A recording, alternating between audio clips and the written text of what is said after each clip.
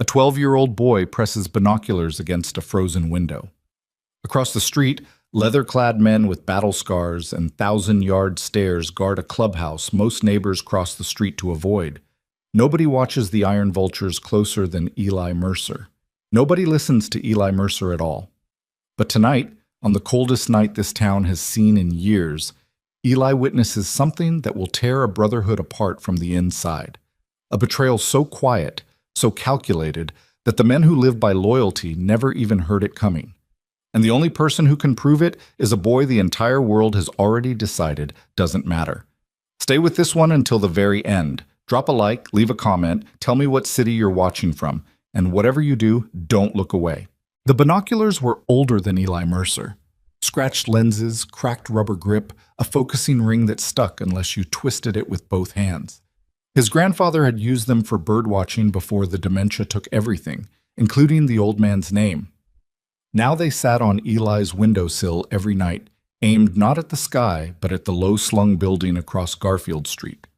The Iron Vultures Motorcycle Club clubhouse, with its rusted corrugated roof and the hand-painted vulture sigil above the door that looked like it had been bleeding into the wood for decades. Eli pressed his forehead against the cold glass. His breath fogged a circle on the window, and he wiped it with his sleeve without thinking. Habit. He'd been doing this for 2 years, ever since his mother moved them into the upstairs apartment of the duplex his aunt owned. 2 years of watching men in leather cuts come and go. 2 years of memorizing which Harley belonged to, which rider by the sound of the exhaust alone. He could tell you that Roach, the sergeant-at-arms, always parked crooked because his left knee was fused from a combat injury he never talked about. He could tell you that the prospect they called Nickel smoked exactly 4 cigarettes during his gate shift, spacing them 45 minutes apart like a man counting down a prison sentence. He could tell you that the vice president, Cade, never entered through the front door, always the side, always alone, always carrying something heavy that had nothing to do with his hands. Nobody asked Eli these things. Nobody asked Eli anything.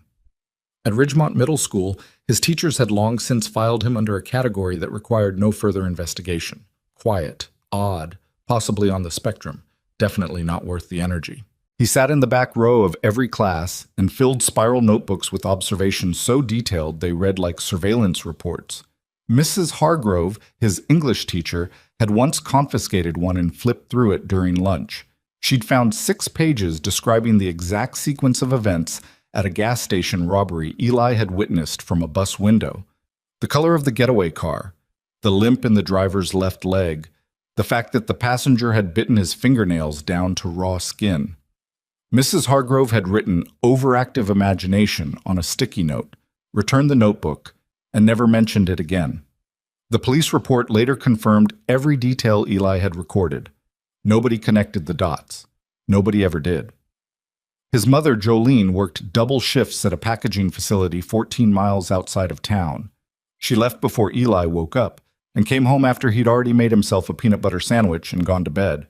On her days off, she sat in the kitchen with the lights low, drinking coffee that had gone cold hours ago, staring at a spot on the wall like she was trying to decode a message only she could see.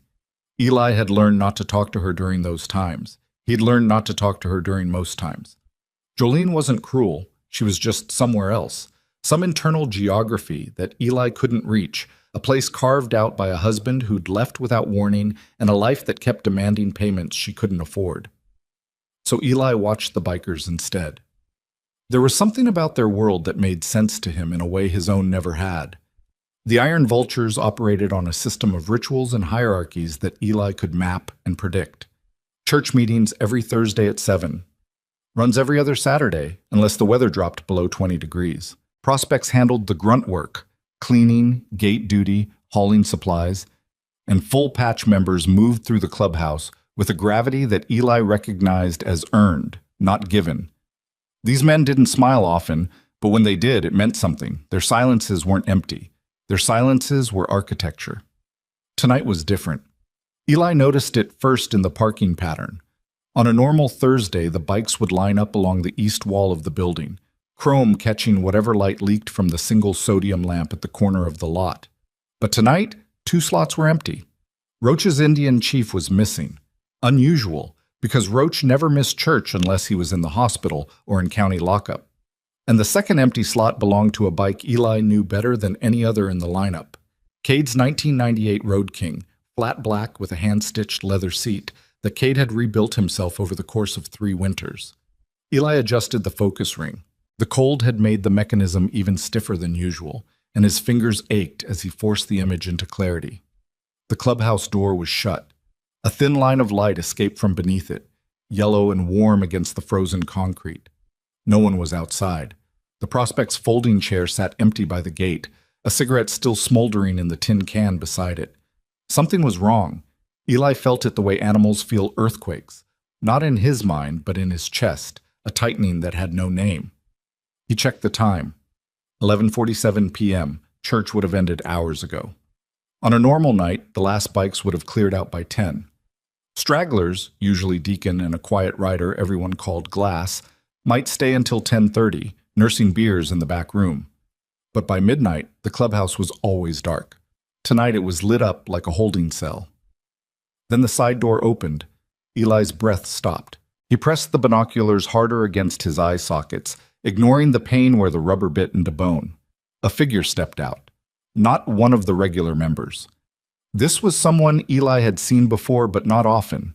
A visitor. Tall, lean, moving with the kind of deliberate calm that Eli had learned to distrust. The man wore a dark jacket, no cut, and he carried himself like someone who knew exactly where every camera was and had already calculated the blind spots. Eli had cataloged this man 3 times over the past month. Once at a barbecue, the club had thrown in late October, where the man had stood at the edge of the crowd with a beer he never drank. Once on a Tuesday afternoon, arriving in a pickup truck and spending 40 minutes inside before leaving without speaking to anyone in the parking lot. And once, this was the detail that had lodged in Eli's brain like a splinter, the man had been given the side door code by Cade himself. Eli had watched Cade punch in the numbers while the man stood beside him, and even from across the street with shaking binoculars, Eli had caught the sequence. 4721. The man now used that code. The keypad's tiny light blinked green and the side door opened from the inside. He slipped into the lot and moved directly toward the row of parked motorcycles. Not his own vehicle. He'd come in the pickup. Eli could see it parked a block east, under the dead elm tree where the streetlight had been out since September. The man walked past 3 bikes without slowing, then he stopped at the 4th. Cade's Road King. Eli's hands began to tremble.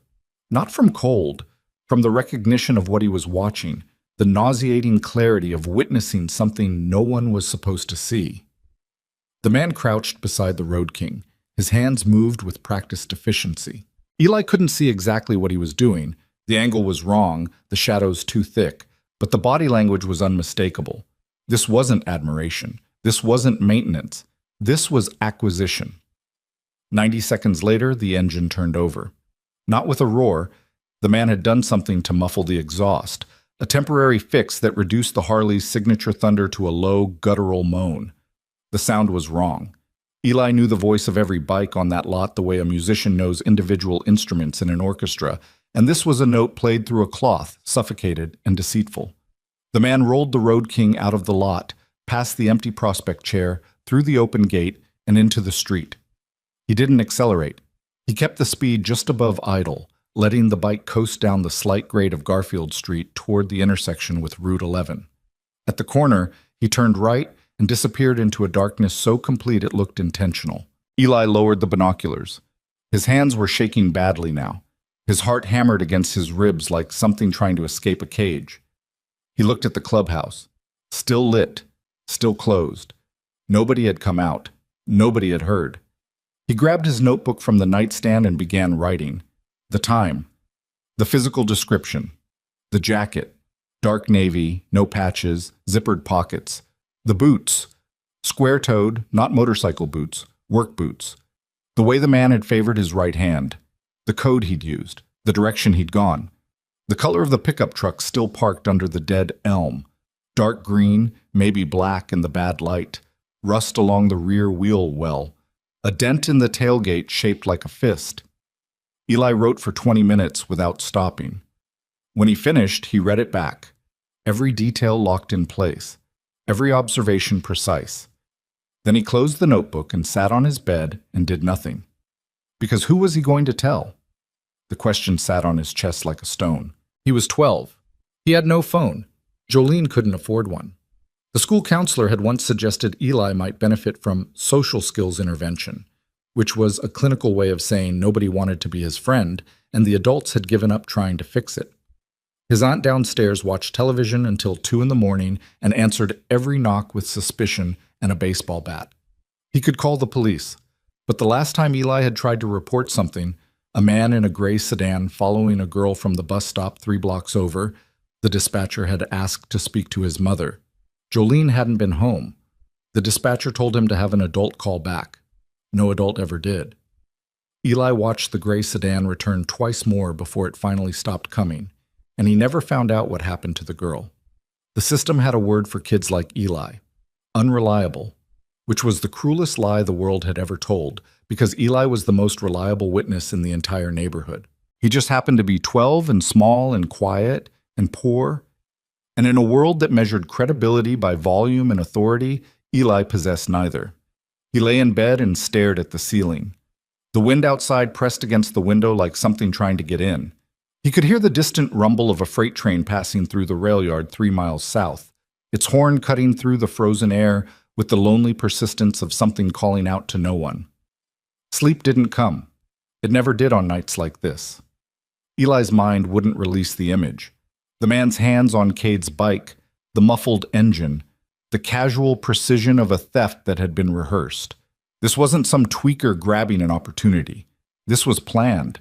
This was someone who knew the codes, knew the schedule, knew which bike to take, and when the prospect would be away from the gate. This was inside. That word sat in the dark like a lit fuse. Dawn came gray and bitter. Eli hadn't slept. He stood at the window with the binoculars and watched the clubhouse wake up, the way he'd watched it 100 times before. The front door opening, a prospect sweeping the steps, cigarette smoke curling into air so cold it barely moved. Except today the rhythm was off. The prospect wasn't sweeping.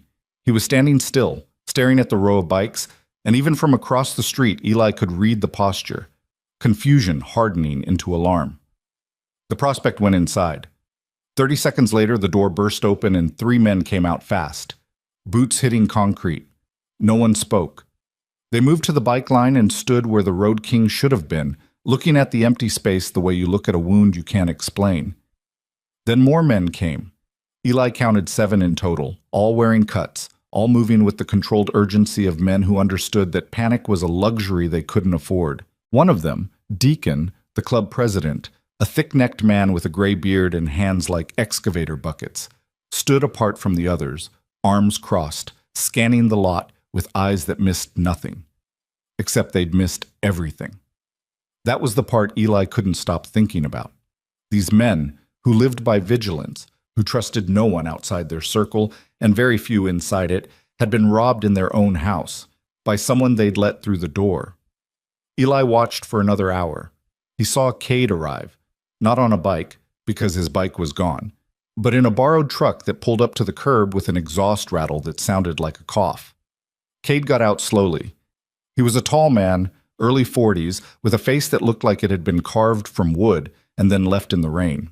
His eyes were set deep beneath a brow that seemed permanently furrowed, and he carried himself with the careful stillness of someone who had learned long ago that movement attracted attention and attention attracted pain. Eli knew fragments of Cade's history from overheard conversations and careful observation. 2 tours overseas.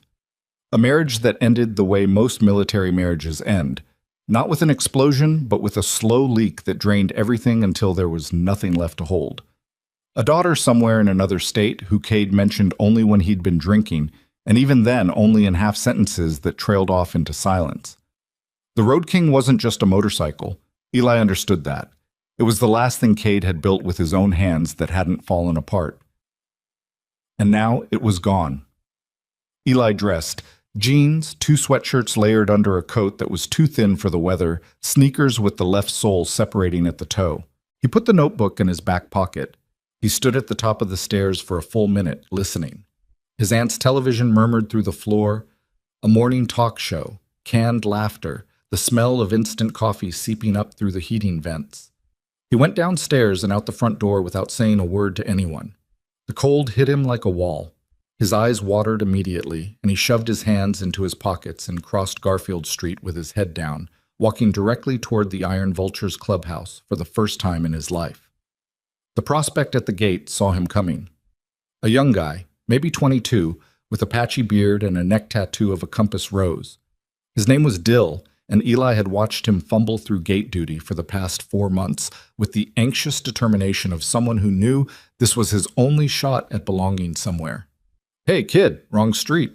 Eli stopped. He looked up at Dill and felt the full weight of what he was about to do settle over him like a net. Every instinct told him to turn around. Every experience he'd ever had with adults told him this would go badly, that he'd be laughed at, dismissed, sent home, forgotten. The pattern was so familiar it had its own gravity. But the notebook was in his pocket, and the truth was in the notebook. And if Eli turned around now, the truth would stay there, trapped in a spiral-bound prison where no one would ever read it.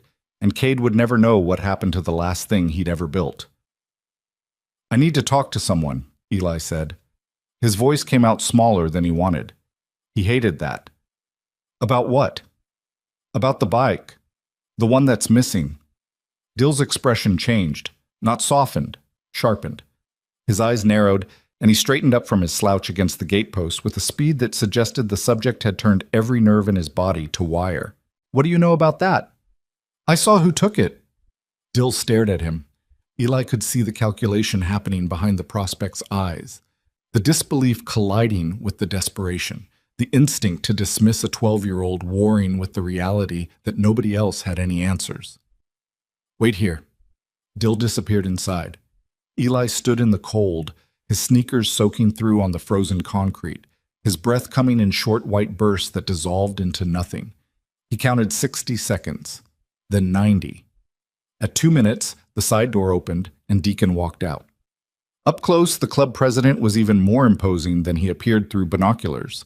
He moved with the deliberate economy of a man who had learned that wasted motion was wasted energy, and at his age, Eli guessed late 50s, energy was a resource he managed carefully.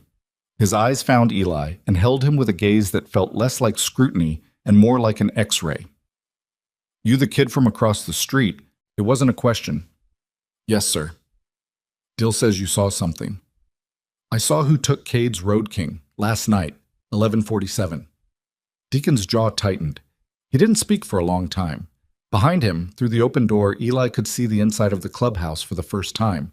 Dim light, wood-paneled walls, a bar along the far side, and men sitting at tables with the coiled stillness of people waiting for a reason to move. "Come inside," Deacon said. The clubhouse smelled like engine oil and old leather and coffee that had been on the burner too long. Eli's sneakers squeaked on the concrete floor as he followed Deacon past the bar, past a pool table with a torn felt surface, past a wall covered in framed photographs of men on motorcycles, some laughing, some stoic, some no longer alive. The air was thick with something Eli couldn't name at first, and then he could: grief. Not the loud, performative kind, the kind that sits in a room like humidity, invisible but impossible to ignore. 7 men watched him cross the room. Eli felt their eyes like heat lamps. He was the smallest person in the building by a factor that felt almost comical, and he understood with absolute clarity that if he stumbled over his words or got a single detail wrong, these men would write him off and he'd never get another chance. Cade sat at a table near the back wall, a coffee mug in front of him, untouched. His hands flat on the table, palms down, fingers spread, the posture of a man holding himself in place. "Sit down," Deacon said, pulling out a chair. Eli sat. He pulled the notebook from his back pocket and placed it on the table. He didn't open it. He didn't need to. Everything in it was already in his head, organized and indexed and ready to deploy with the mechanical precision of a kid who had spent his entire life watching because no one had ever invited him to participate. "Last night at 11:47 p.m., Eli began, a man exited the clubhouse through the side door using the keypad code 4721. He walked directly to the 4th motorcycle in the east row, the flat black Road King with the hand-stitched seat. He disabled or muffled the exhaust system, started the engine, and rolled the bike out through the open gate. He turned right on Route 11 heading south. The prospect chair was empty at the time. The man drove a dark green pickup truck with rust on the rear wheel, well, and a dent in the tailgate. The truck is still parked under the dead elm on the east side of Garfield, 1 block from this building. The silence that followed was so complete, Eli could hear the coffee maker ticking on the counter behind the bar. Every man in the room was looking at him now, not with amusement, not with dismissal, with something Eli had never experienced before in his 12 years of life. The terrified recognition that this small, shivering kid in a too-thin coat might be telling a truth none of them were ready to hear. Cade's hands hadn't moved from the table, but his knuckles had gone white. "The side door code," Cade said, his voice low and stripped of everything except the question. "How do you know the side door code?" "I watched you give it to him," Eli said. 3 weeks ago, Tuesday afternoon. You punched it in while he stood next to you. 4721. Watched from where?" "My bedroom window, second floor, across the street." Cade looked at Deacon. Something passed between them. A communication that bypassed language entirely, built on years of shared silence and mutual understanding. Eli saw it and cataloged it. Fear. Not of him. Of what his words meant. Because if the thief had the side door code, the thief wasn't a stranger. The thief was someone Cade had personally trusted enough to stand beside while he entered the club's security. And there was only one person Cade had done that for in the past month. Cade's mouth opened, then closed. His jaw worked like he was chewing something that wouldn't break down. The coffee mug sat untouched in front of him, and steam no longer rose from it. It had gone cold while the room held its breath. "The man you saw," Cade said, each word landing like a footstep on thin ice. "Describe him again." Eli didn't blink. Tall, lean, dark navy jacket, no patches. Square-toed work boots, not riding boots. Favors his right hand. Moves like he's already counted the cameras. Across the table, a man Eli recognized as Glass, mid-30s, shaved head, a scar that ran from his left ear to his collar, leaned forward and spoke for the first time.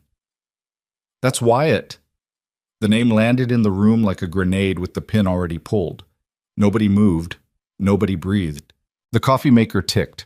Somewhere outside, a gust of wind rattled the corrugated roof, and the sound was so lonely it hurt. Cade's hands finally moved. They curled into fists, slowly, deliberately, the way a man closes a door he knows he'll never open again. His eyes stayed fixed on the table, but Eli could see something behind them collapsing, a structural failure happening in real time. Load-bearing walls giving way inside a man who had already lost more than most people ever carry. Wyatt Cross. The name Eli had never known, but the face he'd recorded 3 times in his notebook. The man Cade had personally vouched for. The man Cade had let stand beside him at the side door while he punched in the code that was supposed to keep the Brotherhood safe. Deacon stood up. His chair scraped against the concrete floor, and the sound cut through the silence like a blade. "Everyone out," the president said, "except Cade. And the kid." The room emptied in seconds. Boots on concrete, leather creaking, the side door opening and closing with a finality that made the walls shudder. Then it was just 3 of them. An old biker with a gray beard and hands that could crush stone, a broken man staring at his cold coffee, and a 12-year-old boy in wet sneakers who had just detonated a truth that no one in this building had been prepared to survive. Deacon sat back down. He looked at Eli with an expression that Eli would spend years trying to decode: respect, sorrow, and something close to apology, all compressed into a single glance from a man who had long since abandoned the luxury of showing what he felt. "Kid," Deacon said quietly, "do you understand what you just walked into?" Eli looked at Cade's fists on the table. He looked at the wall of photographs behind the bar. The dead men, the gone men, the men who had worn the patch and paid the price. He looked at the vulture sigil painted above the door, its wings spread wide, its eyes empty, its talons gripping something invisible. "Yes, sir," Eli said. "I do." Outside, the wind picked up. Snow began to fall, not gently, but with the hard, angular determination of a winter that had no intention of showing mercy. Somewhere under a dead elm tree 1 block east, a dark green pickup truck sat cooling in the cold, its tailgate dented, its owner gone, and the truth of what it meant ticking like a bomb that had already started its countdown. And inside the clubhouse, Cade Mercer unclenched his fists, looked up from the table, and spoke the words that would change everything. "Wyatt Cross is the closest thing I've had to a brother in 15 years. His voice cracked on the last word. Not dramatically, not cinematically.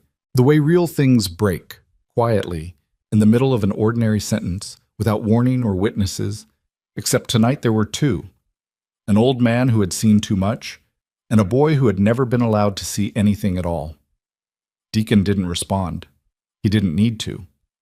The answer was already in the room, hanging in the air between the three of them, like smoke from a fire no one had the courage to name. The question wasn't whether Wyatt Cross had stolen the Road King. The question was what Cade Mercer was willing to destroy to get the truth, and whether the boy sitting across from him, the boy no one had ever believed, was ready for what came next. The silence after Cade's confession lasted 11 seconds. Eli counted. Counting was what he did when the world became too heavy to process any other way. Reduce everything to numbers, to sequence, to data points that didn't carry emotional weight. 11 seconds of Cade Mercer staring at his own fists like they belonged to someone else. 11 seconds of Deacon sitting motionless, his breathing so controlled it barely moved his chest. 11 seconds of the coffee maker ticking on the counter like a metronome, keeping time for a song nobody wanted to sing. Then Deacon spoke. "How long have you known Wyatt?" Cade didn't look up. "Since Fallujah." The word landed differently than Wyatt's name had.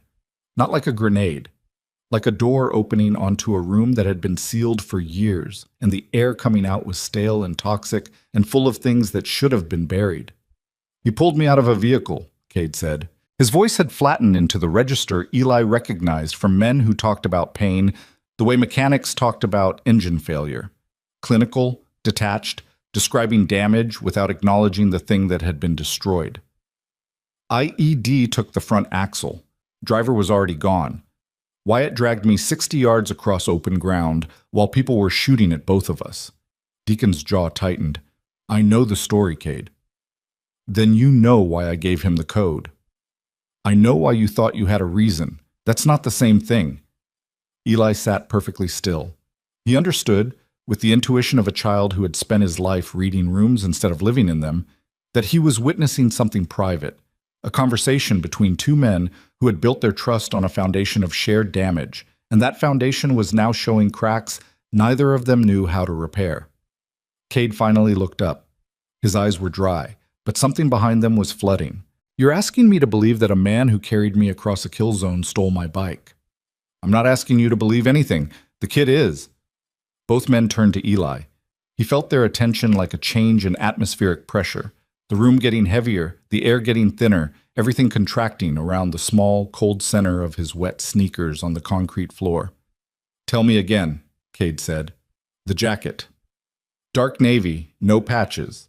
Zippered pockets, not buttoned. The zipper pulls were silver-toned, not brass. Boots. Square-toed. Work boots, not riding boots. Brown, maybe tan, hard to tell under the sodium light.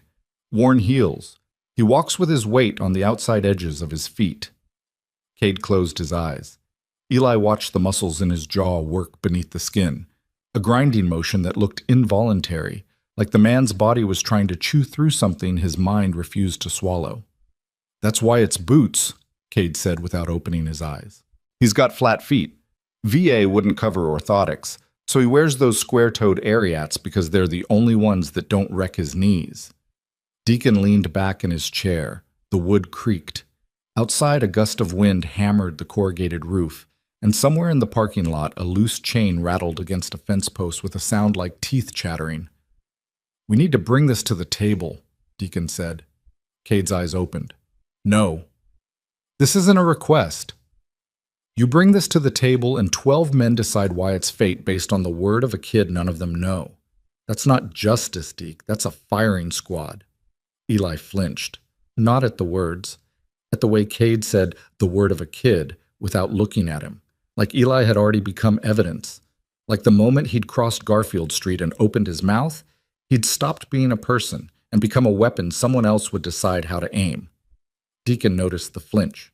His eyes moved to Eli and stayed there, and something in the old president's face shifted, a softening so subtle it would have been invisible to anyone who hadn't spent 2 years studying human expressions through scratched binoculars. "What's your name, son?" "Eli. Eli Mercer." Deacon's eyebrows rose. He looked at Cade. "Mercer?" Cade shook his head. "No relation. I asked around when they moved in. Different Mercers." "Small world?" "Small street." Deacon turned back to Eli. "Eli, I need to ask you something, and I need you to answer honest. Not brave, honest. You understand the difference?" Eli nodded. "Are you 100% certain the man you saw was the same man Cade brought here 3 weeks ago? Not 90, not probably. 100. Eli thought about this. He thought about the way Mrs. Hargrove had written overactive imagination on a sticky note without ever checking whether his observations were accurate. He thought about the police dispatcher who had asked to speak to an adult. He thought about every time the world had given him an off-ramp, a way to soften his certainty into something more palatable, more dismissible, more comfortable for the people who didn't want to hear what he had to say. 100%, Eli said. Same height, same build, same jacket, same boots, same gait, same right-hand dominance. And he used the code that Cade gave him. Nobody else has done that in the time I've been watching. How long have you been watching? 2 years. Deacon stared at him. Then, very slowly, the club president did something Eli didn't expect. He laughed. Not loudly, not warmly. A short, dry exhalation through the nose that carried no humor and all recognition. The laugh of a man who had just realized that the most reliable intelligence asset in the neighborhood was a 12-year-old insomniac with a pair of broken binoculars. 2 years, Deacon repeated. He rubbed his face with both hands, pulling the skin downward, aging himself 10 years in a single gesture. Kid's been running surveillance on us for 2 years, and none of us caught it. I wasn't surveilling you, Eli said quietly. I was watching. There's a difference. Enlighten me. Surveillance is looking for something specific. Watching is just paying attention to everything and remembering what you see. Deacon dropped his hands. He looked at Eli the way Eli had seen him look at the photographs on the wall. The dead riders, the brothers who had carried the patch to their graves, with the particular sorrow of a man who recognized something valuable and already knew the cost of protecting it. Cade, Deacon said, not taking his eyes off Eli. We're bringing this to the table. That's not a discussion. Cade stood up. The chair scraped backward. His full height unfurled in the low-ceilinged room like something being released from compression, and for the first time, Eli saw the vice president not as a figure in binoculars, but as a physical presence, broad-shouldered, thick-armed, carrying the kind of mass that wasn't built in gyms, but forged through years of manual labor and controlled violence. His shadow fell across the table and covered Eli completely. Then I'm finding Wyatt first, Cade said. Before the table, before the vote, before anyone in this club decides that 15 years of brotherhood gets erased by a kid with a notebook. He was gone before Deacon could answer. The side door opened and closed, and through the wall Eli heard boots on gravel, then the starter of the borrowed truck coughing to life, then tires grinding against frozen asphalt as Cade pulled away from the clubhouse with the desperate acceleration of a man outrunning a verdict he wasn't ready to face. Deacon sat in the empty room with Eli. The coffee maker had stopped ticking. The overhead light buzzed, a fluorescent tube on its last cycle, throwing a thin, pulsing glow that made everything look slightly unreal. Is he going to hurt him? Eli asked. Deacon considered the question with a seriousness that surprised Eli. Most adults would have deflected. Don't worry about it. That's grown-up stuff, the polite dismissals that Eli had come to understand as the sound of people closing doors. I don't know, Deacon said, and that's the honest answer. Will you stop him if he tries? That depends on what Wyatt says when Cade finds him. Eli absorbed this. The logic was conditional, branching, dependent on variables Eli couldn't observe from across the street. He felt the edges of his understanding strain against the weight of what he'd set in motion. The sudden, vertiginous realization that telling the truth wasn't the end of a process, but the beginning of one, and that once the truth was loose, you couldn't control where it went or what it destroyed. You should go home, Deacon said. Your mother know where you are? She's at work. Who's watching you? Nobody. The word hung in the air. Deacon looked at Eli the way you look at a wound you can't dress, acknowledging the damage without having the tools to fix it. "Stay here if you want," Deacon said. "I'll have Dill make you something to eat." Eli didn't go home. He sat at the table in the Iron Vulture's clubhouse and ate a grilled cheese sandwich that Dill burned on one side and undercooked on the other, and he watched the members filter back inside one by one, each of them casting glances at the boy in the corner like he was an equation they hadn't been asked to solve. Glass sat down across from him without being invited. Up close, the scar from his ear to his collar was deeper than Eli had estimated through binoculars. Not a clean cut, but a tearing, the kind of wound that suggested something had been pulled rather than slashed. Glass set a mug of hot chocolate in front of Eli. It was made from a packet, too much powder, not enough water, but the heat of it in Eli's hands was the warmest thing he'd felt all day. "You know what you did, right?" Glass said. Eli looked at him. "You walked into a room full of men who've been lied to by professionals, cops, lawyers, ex-wives, government, and you told them a truth they didn't want to hear. Most adults can't do that." Eli took a sip of the hot chocolate. It was too sweet and slightly gritty. "Most adults don't watch." Glass almost smiled. Almost. The scar pulled at the left side of his face and turned the expression into something asymmetrical and vaguely painful. "You know anything else about Wyatt?" Glass asked. "Anything besides what you told Deacon?" Eli thought. He flipped through his mental archive, the 3 sightings, the behavioral patterns, the details he'd recorded. Then something surfaced, a detail he hadn't included because it hadn't seemed relevant until this moment. "The second time I saw him," Eli said slowly, "the Tuesday visit 6 days ago, he came in the pickup and stayed 40 minutes. Yeah. When he came out, he wasn't alone." Glass went still. The mug in front of him stopped its slow rotation between his palms. "Who was with him?" "I don't know his name. Shorter, heavy build, bald. He was wearing a cut, but I couldn't read the patch. He got into a different vehicle, a white SUV, parked on the north side of the lot. They didn't speak to each other outside, but they left within 30 seconds of each other, same direction." Glass stared at him for a long moment. Then he pushed back from the table and walked to the bar where Deacon was standing with Roach. The sergeant-at-arms had arrived sometime in the last hour, limping on his fused knee, his face set in the permanent grimace of a man who experienced pain as a background noise. Eli watched Glass lean in and speak to Deacon in a voice too low to carry across the room. He watched Deacon's face change. He watched Roach straighten up from the bar, his hand moving unconsciously to his belt, where a knife used to hang before he'd given it up 3 years ago. Another detail Eli had cataloged without understanding its significance until now. Something was happening. Something Eli's new information had triggered, a connection the bikers were making that he couldn't see because he didn't have the inside knowledge to complete the circuit.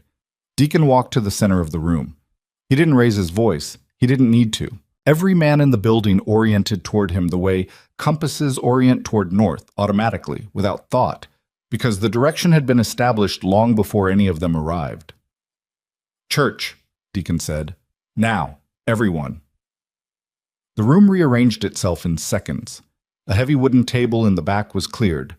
Bottles, ashtrays, a disassembled carburetor that someone had been cleaning, and chairs were pulled into a rough circle. Eli counted 9 men, including Deacon and Roach. Cade was missing. 2 others were apparently unreachable. The prospect, Dill, positioned himself by the door in the posture Eli recognized as sentry mode. Feet apart, back straight, eyes on nothing and everything. "Kid stays," Deacon said before anyone could object. 2 men who had opened their mouths to protest closed them. Eli sat outside the circle, against the wall, in a metal folding chair that wobbled on the uneven floor. He kept his hands around the mug of hot chocolate, and his mouth shut and his eyes open. "We have a problem bigger than one stolen bike," Deacon began. He spoke without preamble, without softening, the way a surgeon describes what he's about to cut. "The kids saw Wyatt Cross exit this building using the side door code at 11:47 last night. Wyatt took Cade's Road King. The kids' descriptions match: clothing, boots, behavior, vehicle. Wyatt's truck is still parked a block east under the dead elm. I sent Nickel to confirm. The truck is there. A murmur moved through the circle. Not loud. The sound of 9 men recalibrating. But that's not the full picture, Deacon continued. The kid also observed Wyatt leaving this building 6 days ago with a second individual. Short, heavy-set, bald, wearing a cut. Drove a white SUV, left within 30 seconds of Wyatt, same direction. The murmur died. In its place, a silence Eli recognized from his mother's kitchen on her worst nights. The silence of someone realizing that the thing they'd been afraid of had already happened, and they'd missed it. A rider Eli hadn't cataloged before, thin, wiry, with nicotine-stained fingers and a voice like gravel dragged through a pipe, spoke first. "That's Borko." Eli didn't know the name, but he watched the effect it had on the room. Every man shifted, not away from the name, toward it, like they were tightening around a wound. Marcus Borko, the wiry rider continued, rode with the 9th Street Razors out of Kennett, got patched over last year when the Razors folded. He's been trying to get charter with 3 different clubs since. "He was here as a guest," Roach said. His voice was thick, almost swollen. "Cade brought him in, said Wyatt vouched for him." The layers multiplied. Eli could feel them stacking, each revelation adding weight to a structure that was bending toward collapse. Wyatt had vouched for Borko. Cade had vouched for Wyatt. The chain of trust ran backward from theft through friendship, through war, through a vehicle burning in a desert on the other side of the world, and every link in that chain was now suspect. "Has anyone reached Cade?" Deacon asked. "Phone's off," Roach said. "Has been since he left." "Where would he go to find Wyatt?" Roach and Glass exchanged a look. Eli caught it, a brief loaded glance that contained an entire conversation neither man was willing to have out loud. "Wyatt's been staying at the Shady Brook Motel off Route 11, Glass said carefully. "Room 14. Cade set it up for him when Wyatt came through town 3 months ago. Paid the first 2 weeks himself." Another layer. Another thread of generosity twisted into a noose. Cade hadn't just trusted Wyatt. Cade had housed him, funded him, opened every door the club had. And Wyatt had walked through those doors and taken the one thing Cade had left. Deacon stood. "Roach, Glass, call. Get to the Shady Brook. Now. Find Cade before he does something we can't unfold." The 2 men moved without hesitation. Boots on concrete, leather creaking, the side door opening into a blast of cold air that reached all the way to Eli's folding chair. Then they were gone, and the sound of 2 Harleys firing up outside rattled the windows in their frames. Deep, throttled snarls that vibrated through the floor and up through Eli's feet and into his chest, where they mixed with his heartbeat and became indistinguishable from it. Deacon turned to the remaining men. Nobody moves. Nobody reaches out to Wyatt. Nobody contacts Borko. We don't know what we're looking at yet, and until we do, this stays inside these walls. He turned to Eli. The look on his face was something new. Not the X-ray scrutiny from before, not the grudging respect, but something more complicated. Concern, maybe. Or the recognition that a 12-year-old boy was now sitting inside a situation that men twice his age and 4 times his size were struggling to navigate. "You did right, Eli," Deacon said quietly. "But I need you to understand something. The truth doesn't stop working just because you let go of it. It's out there now, and it's going to do what it does." Eli nodded. He didn't fully understand what Deacon meant, but he understood the weight behind it, the gravity in the old man's voice, the weariness of someone who had watched the truth dismantle things he loved before and knew exactly how the process went. The next 2 hours passed in a kind of suspended animation. The men who stayed in the clubhouse barely spoke. They sat in their chairs or leaned against the bar, or stood by the windows looking out at the parking lot, smoking cigarettes, whose smoke curled up toward the water-stained ceiling tiles and hung there in thin blue layers. Someone turned on a radio. Old rock, low volume, more static than music. And the sound filled the room the way white noise fills an empty apartment. Not comforting, just less quiet. Eli didn't leave his chair. He watched the men the way he always watched, cataloging postures, counting cigarettes, noting the way each man carried his fear differently. The wiry rider with the gravel voice, whose name turned out to be Hatchet, sat with his elbows on his knees and his head down, picking at the stitching on his cut with a thumbnail that was bitten to the quick. A man called Spur, big, bearded, a faded combat medic tattoo on his forearm, stood by the front window with his arms crossed, scanning the street with the methodical patience of a man who had spent years watching desert horizons for movement that shouldn't be there. And Dill, the prospect, remained at his post by the door, his patchy beard making him look even younger than he was, his eyes darting between the men at the tables and the boy in the folding chair with the confused loyalty of a dog caught between two owners. At 2:17 p.m., Eli's stomach growled. He realized he hadn't eaten anything since the lopsided grilled cheese 3 hours ago. He didn't ask for food. He didn't ask for anything. 12 years of being the kid nobody noticed had trained him to exist without making demands, to occupy space so quietly that the space forgot he was there. But Spur heard the growl. The big man turned from the window, crossed the room, disappeared behind the bar, and came back with a bag of pretzels and a can of soda that he set on the table next to Eli without a word. No eye contact, no conversation. Just a man who had spent 20 years learning to identify need without being asked to meet it, applying that skill to a boy whose hunger was the least complicated problem in the room. Eli ate the pretzels slowly and tried not to think about what was happening at the Shady Brook Motel. At 3:04 p.m., the side door opened. Every man in the room turned.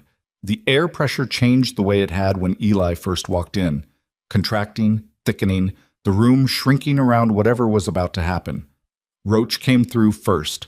His limp was worse than when he'd left.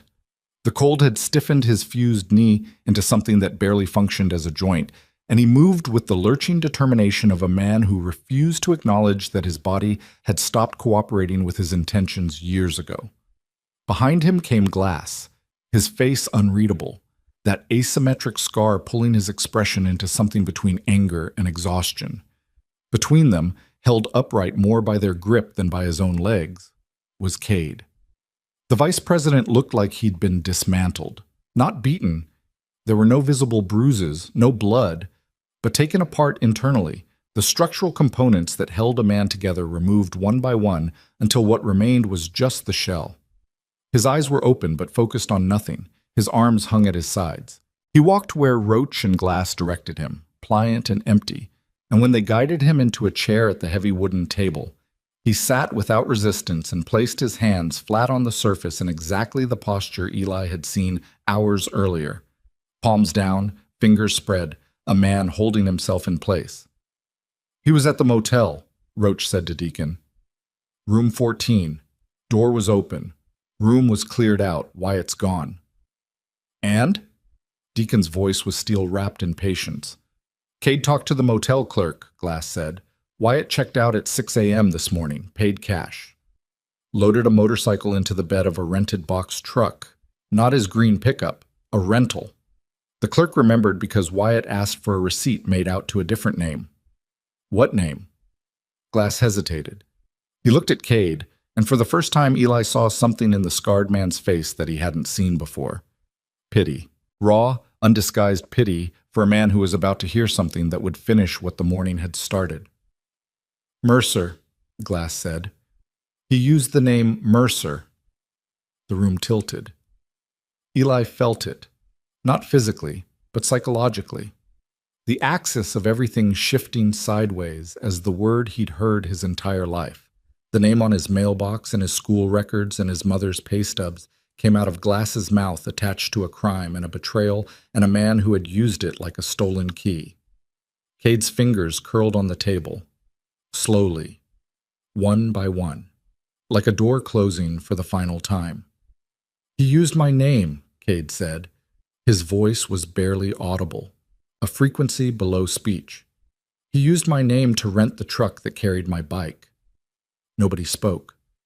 The radio played a song Eli didn't recognize through static that made it sound like it was coming from underwater. The fluorescent light pulsed. Snow continued to fall outside the windows, visible now as white streaks against the darkening afternoon sky, each flake descending with the patient inevitability of something that had already decided where it was going. Deacon moved to the center of the circle. He placed both hands on the table and leaned forward until his face was level with Cade's.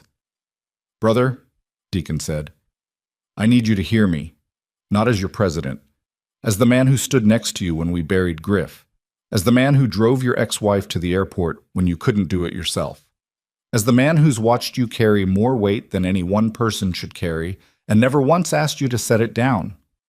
Cade looked at him. The flooding behind his eyes had reached the surface. Not tears. Eli didn't think Cade had tears left. Something else. The visible evidence of a man watching the last bridge between his past and his present collapse in real time. "Wyatt played you," Deacon said, each word placed with surgical precision.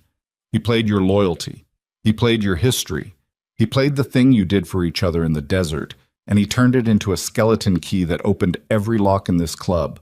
The code, the access, the trust. And when he took your bike, he signed the receipt with your name because he wanted you to know. This wasn't just theft, Cade. This was a message." Cade's breathing had changed, shallow, rapid, the respiration of a man whose body was preparing for something his mind hadn't authorized. Eli recognized the pattern. He'd seen it in his mother on her worst nights, the physical prelude to a kind of internal collapse that looked, from the outside, like calm. "What message?" Cade asked. "That he could," Deacon said.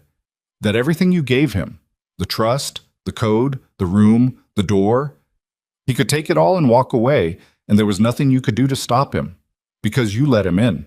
You opened the gate." The silence that followed was the longest Eli had ever measured. He didn't count this time. Some silences were beyond numbers. Cade stood up.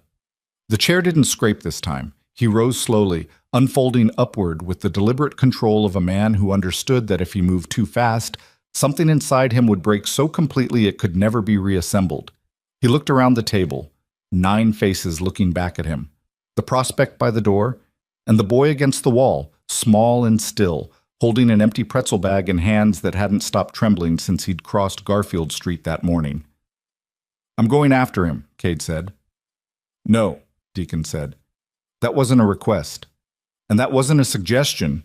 You're not going after him alone. You're not going after him angry. And you're not going after him at all until we know who Borko is and what Wyatt's actually running. I don't care what he's running. He took my bike and used my name." "Exactly. He wants you angry. He wants you alone. He wants you making decisions with your chest instead of your head. And right now you're giving him everything he wants." Cade's hands were fists again. His knuckles had gone past white into something translucent, the bones visible beneath the skin like rebar showing through cracked concrete. His breathing was audible, rough, ragged, the sound of a man fighting himself in real time. "The kid put himself on the line for you," Deacon said, "walked into a building full of strangers and told the truth when every adult in his life has taught him that nobody listens. You want to honor that? Then don't turn his courage into a casualty. Don't make this about Wyatt. Make it about the fact that someone finally told you the truth, and now you have to decide what kind of man responds to it." Cade looked at Eli. Eli looked back. And in that moment, across the scarred wooden table in a room that smelled like engine oil and cold coffee, and the accumulated weight of a dozen men's unspoken damage, something passed between the 43-year-old combat veteran and the 12-year-old boy that neither of them could name. Not trust. Trust was too clean a word for what this was. Recognition, maybe. The mutual acknowledgement of two people who understood what it cost to see clearly in a world that rewarded blindness. Cade unclenched his fists. It took visible effort, each finger releasing individually, the tendons in his forearms standing out like cables under strain. He sat back down. He put his hands flat on the table, palms down, fingers spread, holding himself in place. "Fine," Cade said.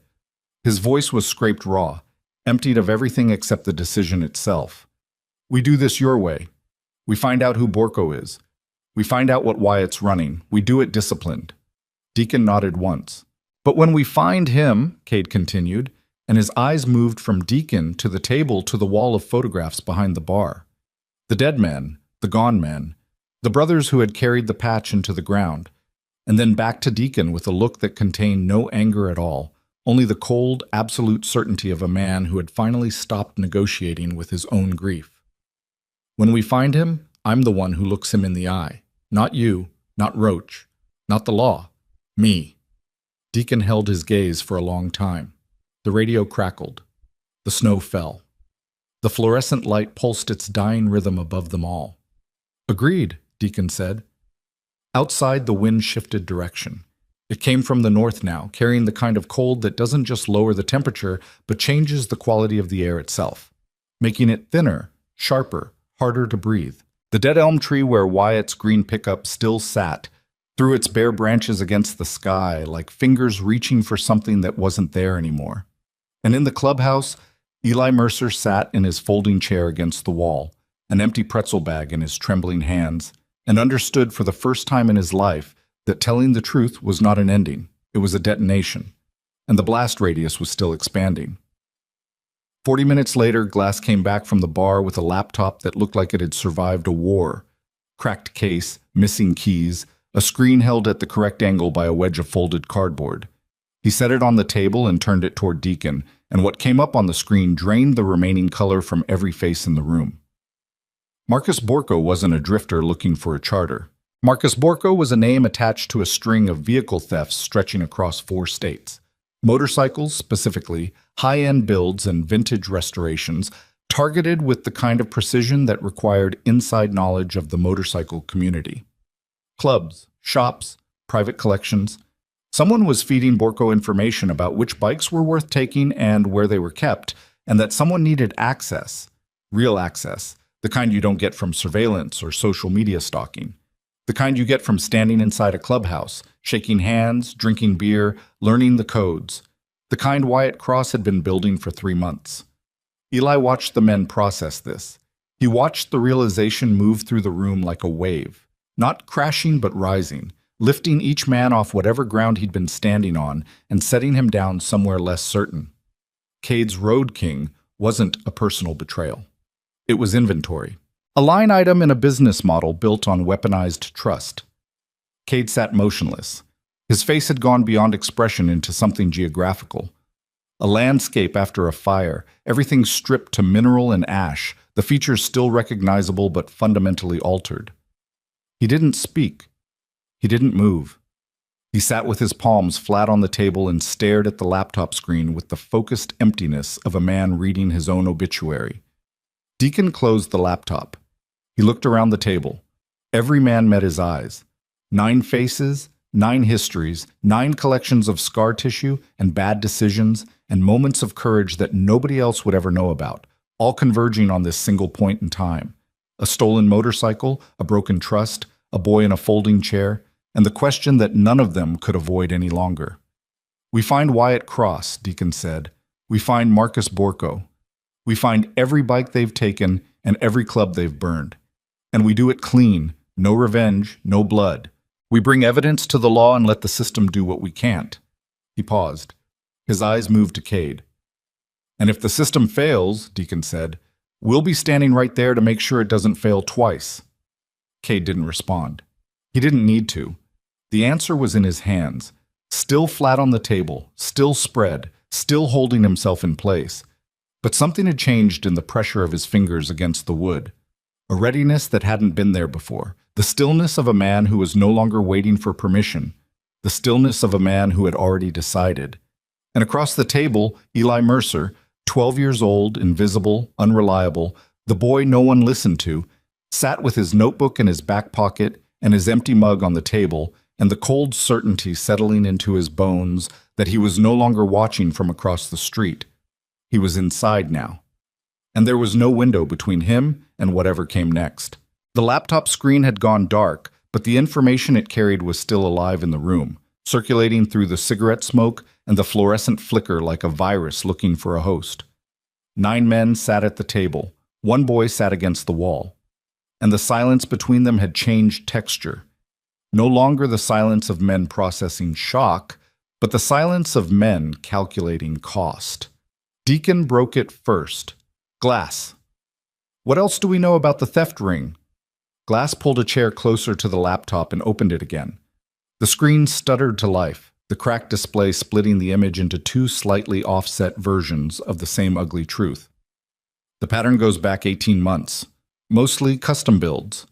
Baggers, choppers, a couple of vintage restorations, all stolen from inside, meaning the thief had access to the property, knew the security, knew the owner's schedule. 3 clubs hit in Pennsylvania, 2 in West Virginia, 1 private collector in Virginia who lost a 62 panhead worth $60,000. Law enforcement? Scattered reports across jurisdictions. Nobody's connected the dots because each theft looks isolated. Different states, different departments, no central database flagging motorcycle-specific theft patterns. Borko's name shows up once, a person of interest in a case out of Wheeling that went cold 6 months ago. Deacon drummed his fingers on the table. 1, 2, 3, 4. Then stopped. So Wyatt's the scout. He finds the target, builds trust, gets access. Borko handles logistics, the rental trucks, the movement, the buyers. That's how I'd run it, Roach said. His voice carried the flat authority of a man who understood operational structure not from crime, but from combat. The architecture of coordinated action, the division of labor between intelligence and execution. Wyatt's got the personality for it, charming when he wants to be, knows the culture, speaks the language.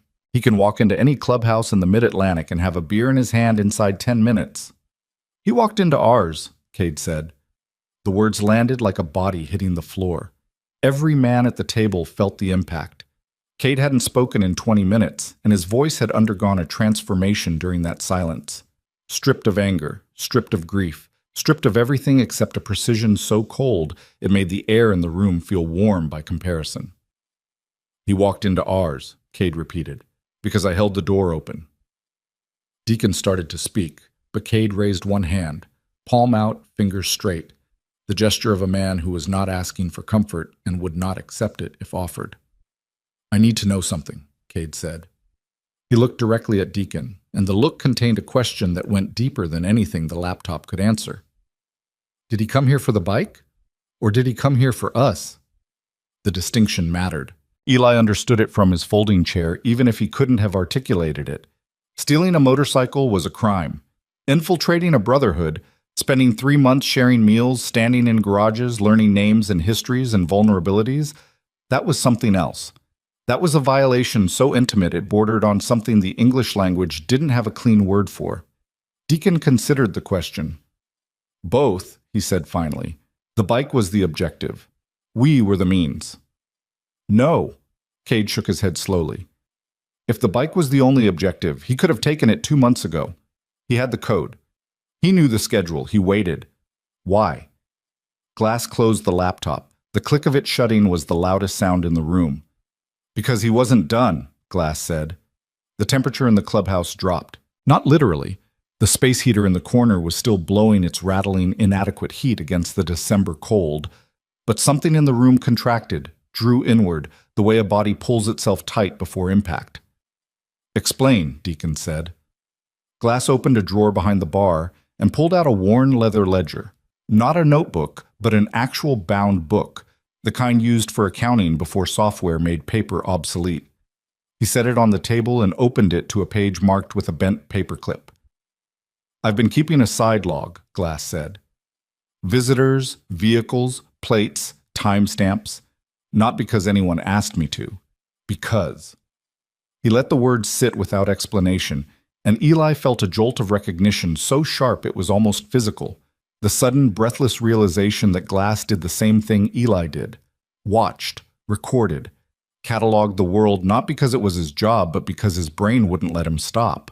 Wyatt's been here 14 times in 3 months, Glass continued, running his finger down a column of handwritten entries. First 4 visits were social, bar, conversation, the barbecue in October. But starting visit 5, the pattern changes. He arrives earlier, stays longer. And on 3 of those visits 7, 9, and 12, he arrived when most of the club was out on a run or at an event. The clubhouse was nearly empty. What was he doing? I don't know. I wasn't here for those visits, but Dill was. Every head in the room turned to the prospect by the door. Dill's face went pale beneath his patchy beard. His mouth opened, then closed, then opened again. The mechanics of speech failing under the sudden weight of 9 men's attention. Dill, Deacon said. The name was a command. He asked to see the garage, Dill said. His voice came out thin, reedy, the voice of a man who understood that what he was about to say might cost him everything he'd spent 4 months trying to earn. He said Cade told him he could use the lift to work on his truck.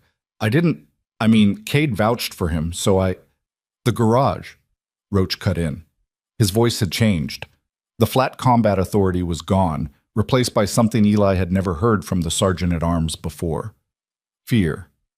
He was in the garage alone? Dill nodded. He looked like he was going to be sick. Roach was already moving. He crossed the room in 4 strides, his fused knee forgotten, and threw open a door at the back of the clubhouse that Eli hadn't noticed. A heavy steel door with a deadbolt that took 2 hands to turn.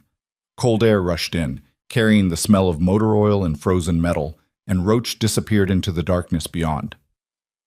30 seconds of silence. Eli counted each one. Then Roach's voice came from the garage, and the sound of it made every man at the table stand. "Deacon, get in here. Now!" They moved as a body. Eli stayed in his chair for 2 seconds, then followed. Not because he'd been invited, but because the gravitational pull of whatever was happening in that garage was stronger than any instruction to stay put. The garage was large. 4 bays, 2 lifts, a concrete floor stained with decades of oil and hydraulic fluid. Fluorescent tubes hung from the ceiling on chains, and Roach had flipped the switch so that the entire space was flooded with the harsh blue-white light that turns everything it touches into evidence. Along the back wall, 7 motorcycles sat in various states of assembly or repair. Tools lined pegboards. A welding rig sat in the corner under a canvas tarp. The air was freezing. The garage had no heat, and the cold had settled into the concrete like it had been living there for years. Roach stood at a workbench against the east wall. The bench was covered with tools, rags, a coffee can full of bolts. But Roach had pulled away a section of particle board that formed the back panel of the bench, revealing a space between the bench and the wall. A space that should have held nothing except dust and spiders. It held a camera. Small, wireless, matte black, mounted to the wall stud with a bracket that had been screwed in with careful precision. The lens was aimed at the garage floor, covering all 4 bays and every motorcycle in the building. A tiny green light blinked on its housing, steady, patient, the heartbeat of something that had been watching them for weeks. Nobody spoke. The green light blinked. The fluorescent tubes hummed. Outside, the wind threw a sheet of snow against the garage door with a sound like sand hitting glass. Deacon reached out and touched the camera without removing it. His fingers moved over the surface, feeling for seams, ports, identifying the make. "Wireless," he said. "Battery-powered. Stores to a cloud server or a remote device. Range is probably 200 feet with a clear signal, more with a repeater." "He was cataloging the bikes," Glass said. The words came out flat, but his hands were shaking. The first time Eli had seen the scarred man show any physical sign of the pressure that had been building since morning. Every build, every custom, every restoration in this garage. He was sending photos or video to Borko, who was lining up buyers before the bikes were even stolen. "The Road King was just the first," Roach said. His voice had gone hollow. "He was planning to come back, or send someone." Eli stared at the camera. The green light blinked at him with the steady indifference of a machine that didn't care what it was recording or who it hurt. Something cold moved through him that had nothing to do with the temperature. The recognition that the thing he'd witnessed last night wasn't an ending. It was a beginning, a proof of concept. Wyatt had taken Cade's Road King not just because it was valuable, but because it was personal. A demonstration that the system worked, that the trust was sufficiently compromised, that the operation was viable. The other bikes in the garage were next. "How many cameras?" Deacon asked. They spent the next 40 minutes searching. Eli helped. His eyes were sharp, and he noticed things the men missed. A second camera behind a ventilation grate near the ceiling, aimed at the main floor. A third tucked behind a fire extinguisher bracket in the hallway between the clubhouse and the garage, covering the door and the keypad. Each one identical, each one blinking its patient green light. Each one a small, silent witness to the daily operations of the Iron Vulture's MC. Their bikes, their security, their movements, their vulnerabilities. Wyatt Cross hadn't just stolen a motorcycle. He had wired the entire building for surveillance. He had turned the Brotherhood's home into a display case, And somewhere on the other end of those signals, Marcus Borko, or whoever Borko worked for, was browsing the inventory like a catalog. The men gathered back at the table.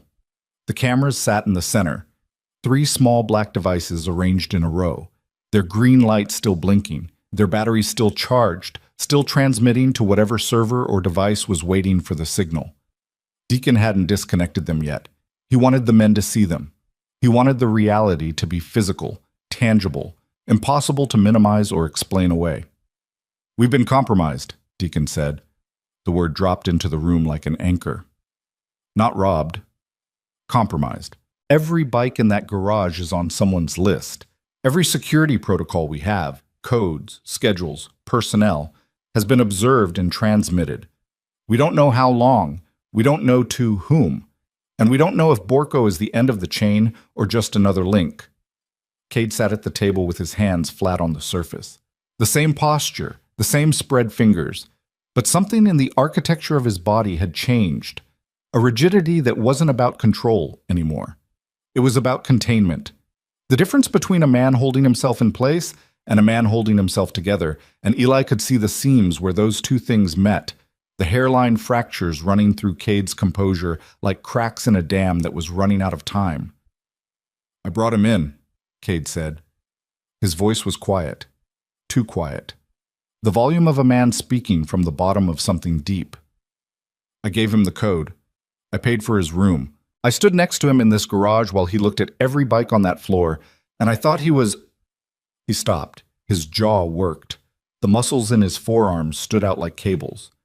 "I thought he was my brother." The word brother, in a room full of men who called each other that carried a specific charge. Electrical, chemical, the kind of energy that could light a room or burn it down depending on which direction it traveled. And right now it was traveling through Cade Mercer like current through a broken wire, sparking at every junction, scorching every connection. "This isn't on you," Deacon said. "Don't." Cade's voice snapped. Not shouting. The opposite of shouting. A compression so severe the words came out as shrapnel. "Don't tell me it's not on me. I am the vice president of this club. I vouched for him at the table. I gave him access that I wouldn't give my own daughter if she walked through that door tomorrow. And he used it, all of it, to turn our house into a warehouse." Silence. The cameras blinked. The wind outside moaned against the garage door. Somewhere in the distance, far enough to be a memory, close enough to be a reminder, a Harley engine growled through the frozen streets, its exhaust note carrying through the cold air with the clarity of a voice calling out in an empty room. Eli spoke. He didn't plan to. The words assembled themselves somewhere below his conscious thought and came out before the part of his brain that managed self-preservation could intervene. "He didn't use you because you were stupid," Eli said. "He used you because you were loyal. Those aren't the same thing." The room went still. 9 men and a prospect looked at the 12-year-old boy in the folding chair, and for a moment Eli saw himself through their eyes, small, underdressed, alone, out of place, sitting in a room full of damaged men like a single clean page in a book full of scrawled corrections. He wanted to take the words back. He wanted to disappear into the wall. He wanted to be back in his bedroom with his binoculars, watching from the safe distance where observation didn't require courage and truth didn't carry consequences. But Cade was looking at him, and the look on Cade's face was something Eli had never seen directed at him by any adult in his life. Not by his mother, not by his teachers, not by the counselors or the dispatchers or the caseworkers who had rotated through his world like interchangeable parts in a machine designed to process children without noticing them. The look was gratitude, not the performative kind, the raw, bleeding kind, the gratitude of a man who had been drowning and heard, for the first time, someone acknowledge that the water was real. Cade nodded once, small, almost invisible. Then he turned back to Deacon. "What do we do with the cameras?" "We leave them running," Deacon said. Every man at the table reacted, heads turning, mouths opening, the instinctive rejection of a strategy that felt like surrender. But Deacon raised his hand, the same palm-out gesture Cade had used earlier, the universal semaphore of men who, led by authority, earned through endurance rather than volume. "If we kill the feeds, Wyatt and Borko know we found them. They disappear. New names, new operation, new targets. We never find the Road King, and they do this to another club next month. So we leave them watching us? Hatchet's gravel voice scraped the air. We control what they see. We move the bikes tonight, every one of them, out of the garage into storage locations only we know about. We leave the garage looking exactly the same. Tools in place. Lifts in position. Maybe we park a couple of junkers in the bays so the cameras show something. But the real inventory vanishes. And while Wyatt and Borko think they're still watching a stocked showroom, we track their signal back to wherever it's going. Glass was already nodding. The cameras transmit on a standard frequency. With the right equipment, I can trace the receiving device. If Borko's within range, and he'd have to be, or have a repeater nearby, we can find him. How long? I need to get equipment. A day, maybe 2. You've got until tomorrow night. The men dispersed into organized motion. Eli watched them move. No panic, no wasted energy. The choreography of men who had lived through enough crises to know that efficiency was the only antidote to fear. Roach coordinated the bike extraction, calling in members who hadn't been at church, speaking in coded shorthand that Eli couldn't decipher but could map. Each call producing a response, each response generating an action. The network expanding in real time like a nervous system waking up. Spur approached Eli. The big man crouched down, bringing his face level with the boys, and Eli noticed for the first time that Spur's eyes were different colors. One brown, one hazel, a detail the binoculars had never been good enough to catch. "Your mom gets home when?" Spur asked. 10, sometimes later. "You eaten dinner?" Eli shook his head. Spur stood up. "Come on. There's a diner 2 blocks east. I'll buy you a burger and bring you home before your mom gets back." "I want to stay." "I know you do, but this next part isn't for you. Not because you can't handle it, because you've already handled more than enough for one day. Fair?" The word fair sat in the air between them. Eli turned it over in his mind the way he turned observations, examining it from every angle, checking it for authenticity, testing it against the accumulated evidence of his experience. In 12 years, very few things had been fair. But the way Spur said it, without condescension, without deflection, with the simple directness of a man stating a boundary he was willing to defend, felt different. "Fair," Eli said. The diner was called Kessler's, and it occupied the ground floor of a brick building that had been old when Eli's mother was born. The booths were patched with duct tape. The windows were fogged with grease vapor. A jukebox in the corner played nothing because it had been broken since before the current owner took over, and nobody had bothered to remove it because its presence, even silent, was more comforting than its absence would be. Spur ordered 2 burgers, fries, and a milkshake for Eli without asking what flavor. It came out chocolate. Eli didn't mention that he preferred vanilla. The fact that someone had ordered him a milkshake at all was novel enough that the flavor was irrelevant. They ate in silence for a while.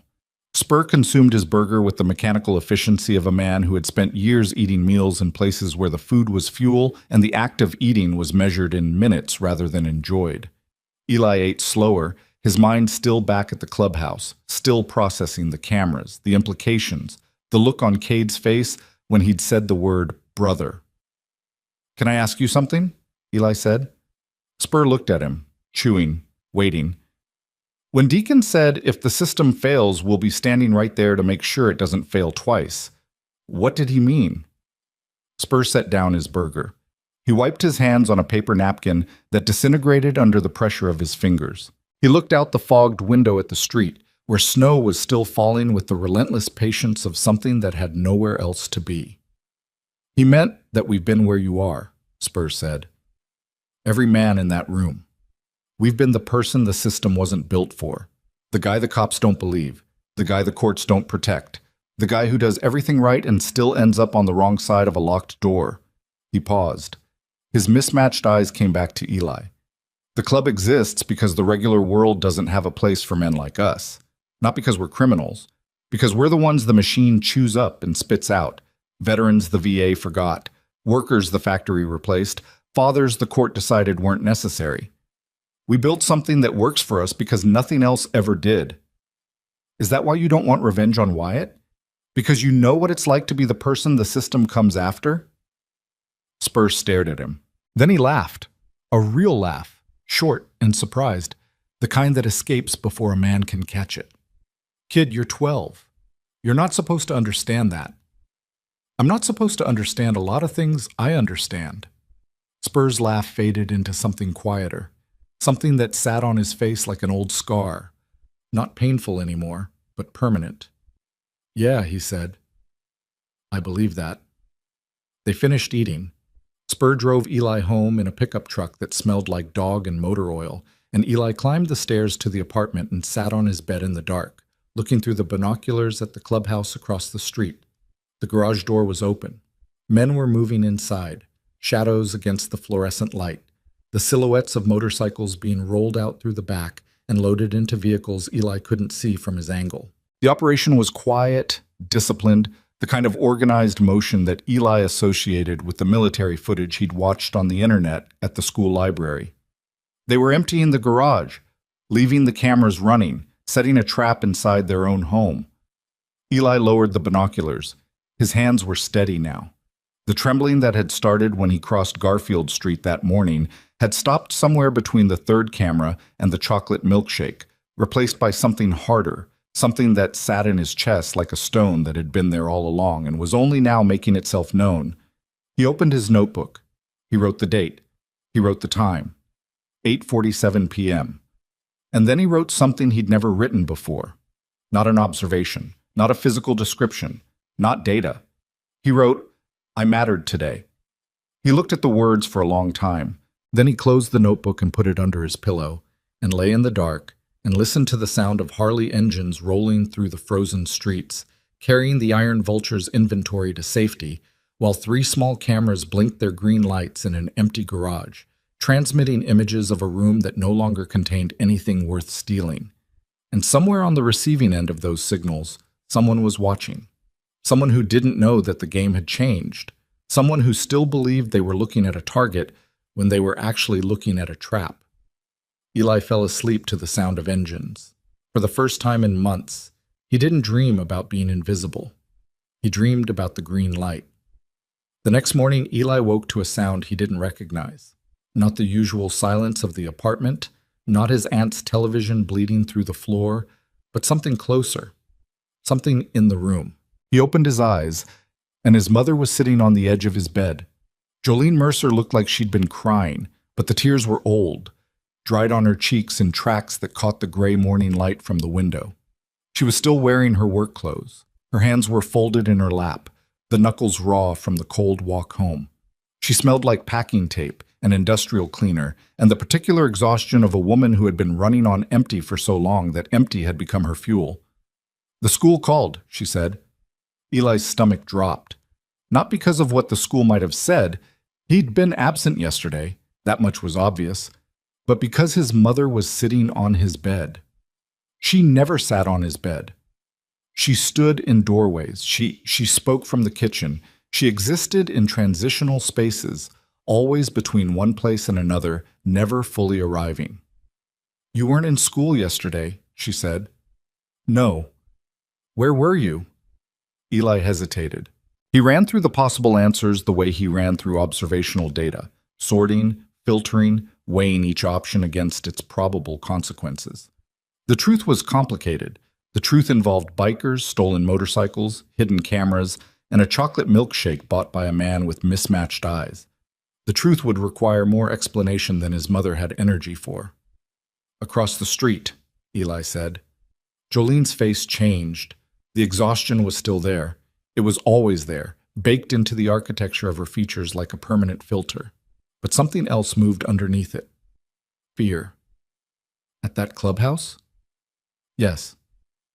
Eli. Her voice cracked. Not loudly. The way Cade's had cracked on the word brother, a structural failure hidden inside an ordinary word. You cannot go over there. Those people are... They're not dangerous. You don't know that. I do know that. I've been watching them for 2 years. Jolene stood up. The motion was sharp, sudden, propelled by a panic that had been coiling in her chest since the school's phone call and was now finding its outlet in movement. She paced to the window and looked out at the clubhouse the way she looked at everything. from a distance, through glass, with the particular suspicion of a woman who had learned that the world took things from you if you got too close. "Your father," she said, and stopped. Eli waited. His mother never talked about his father. The man existed in their apartment as an absence, a negative space shaped like a person, defined by everything he wasn't rather than anything he'd been. No photographs, no belongings, no name spoken aloud, just the outline he'd left when he walked out the door, a shape that Jolene navigated around every day the way you navigate around a hole in the floor. "Your father ran with a club," Jolene said.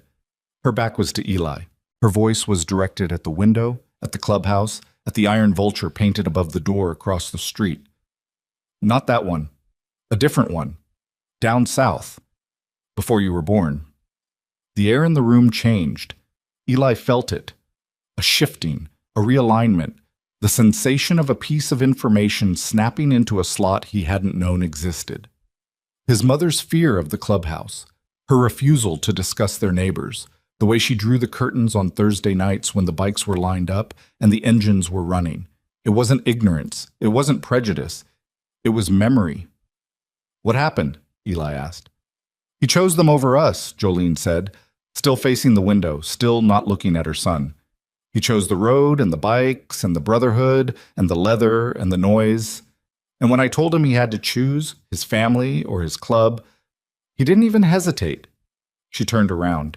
Her eyes were dry now, but the damage was visible, etched into the lines around her mouth, buried in the hollows beneath her cheekbones, woven into the gray that had started threading through her hair years ahead of schedule. "I'm not going to watch you walk the same road, Eli. I won't." "Mom, they're not the same. Those men over there, they're the same. Every single one of them. They'll make you feel like you belong, like you matter, like you're part of something bigger. And then the minute you need them to be something real, the minute you need them to show up at a school play or sit at a kitchen table or just be present for 5 minutes without checking their phone or looking at the door, they're gone. Because the club always comes first. Always."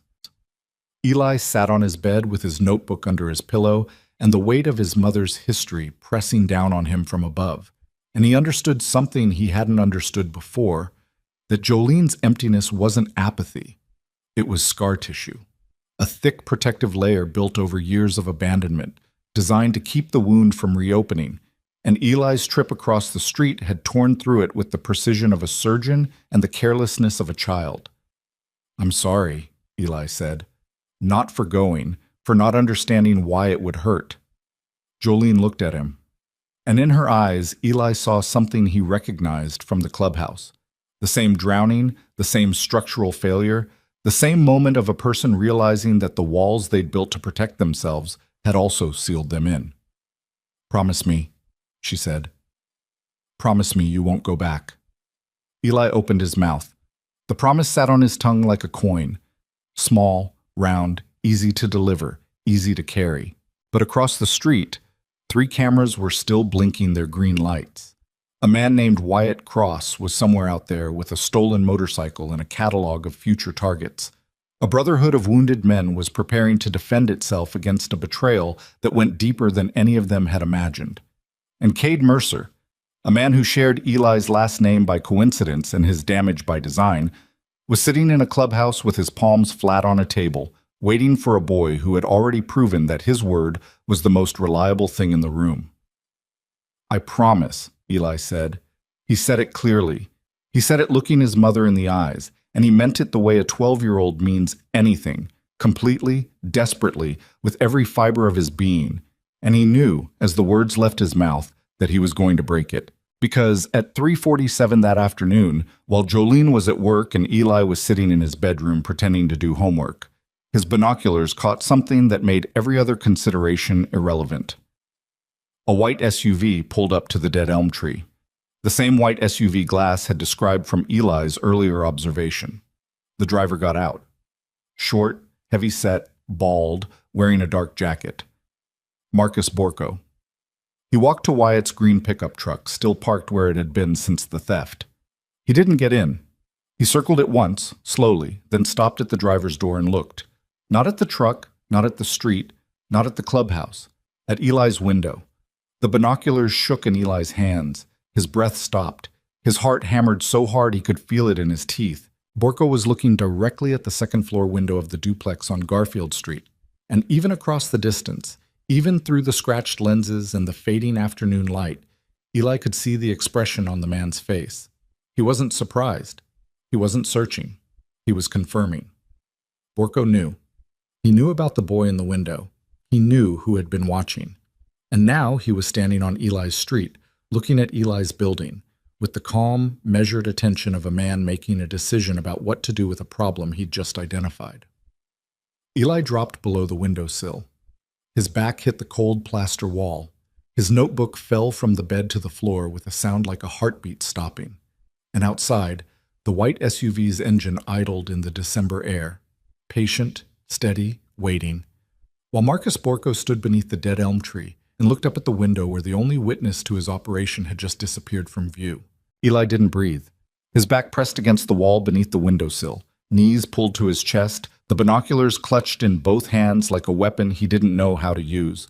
His heartbeat filled the room, not in his chest but everywhere, in his skull, in his fingertips, in the floorboards beneath him, a rhythm so loud he was certain Borko could hear it through the glass. He counted to 10. Then he raised himself, slowly, an inch at a time, his cheek grazing the cold plaster, until one eye cleared the bottom edge of the window frame. Borko was gone. The white SUV was still there, engine running, exhaust curling into the frozen air like a question mark.